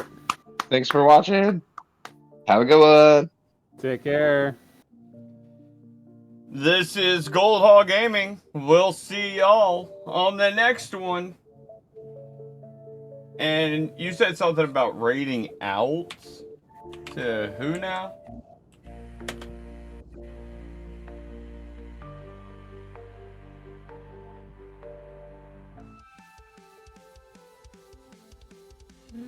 Who? Magic the dungeoning. Magic the Dungeoning?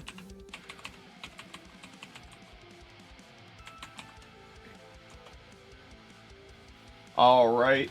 We're raiding out to Magic the Dungeoning. Apparently this is another group of D&D players who are currently playing some D&D themselves. So... Nice. Nice. We're gonna go chill and hang out with them. You guys have a good one. We'll see you all on the next one. Bye. Doodles!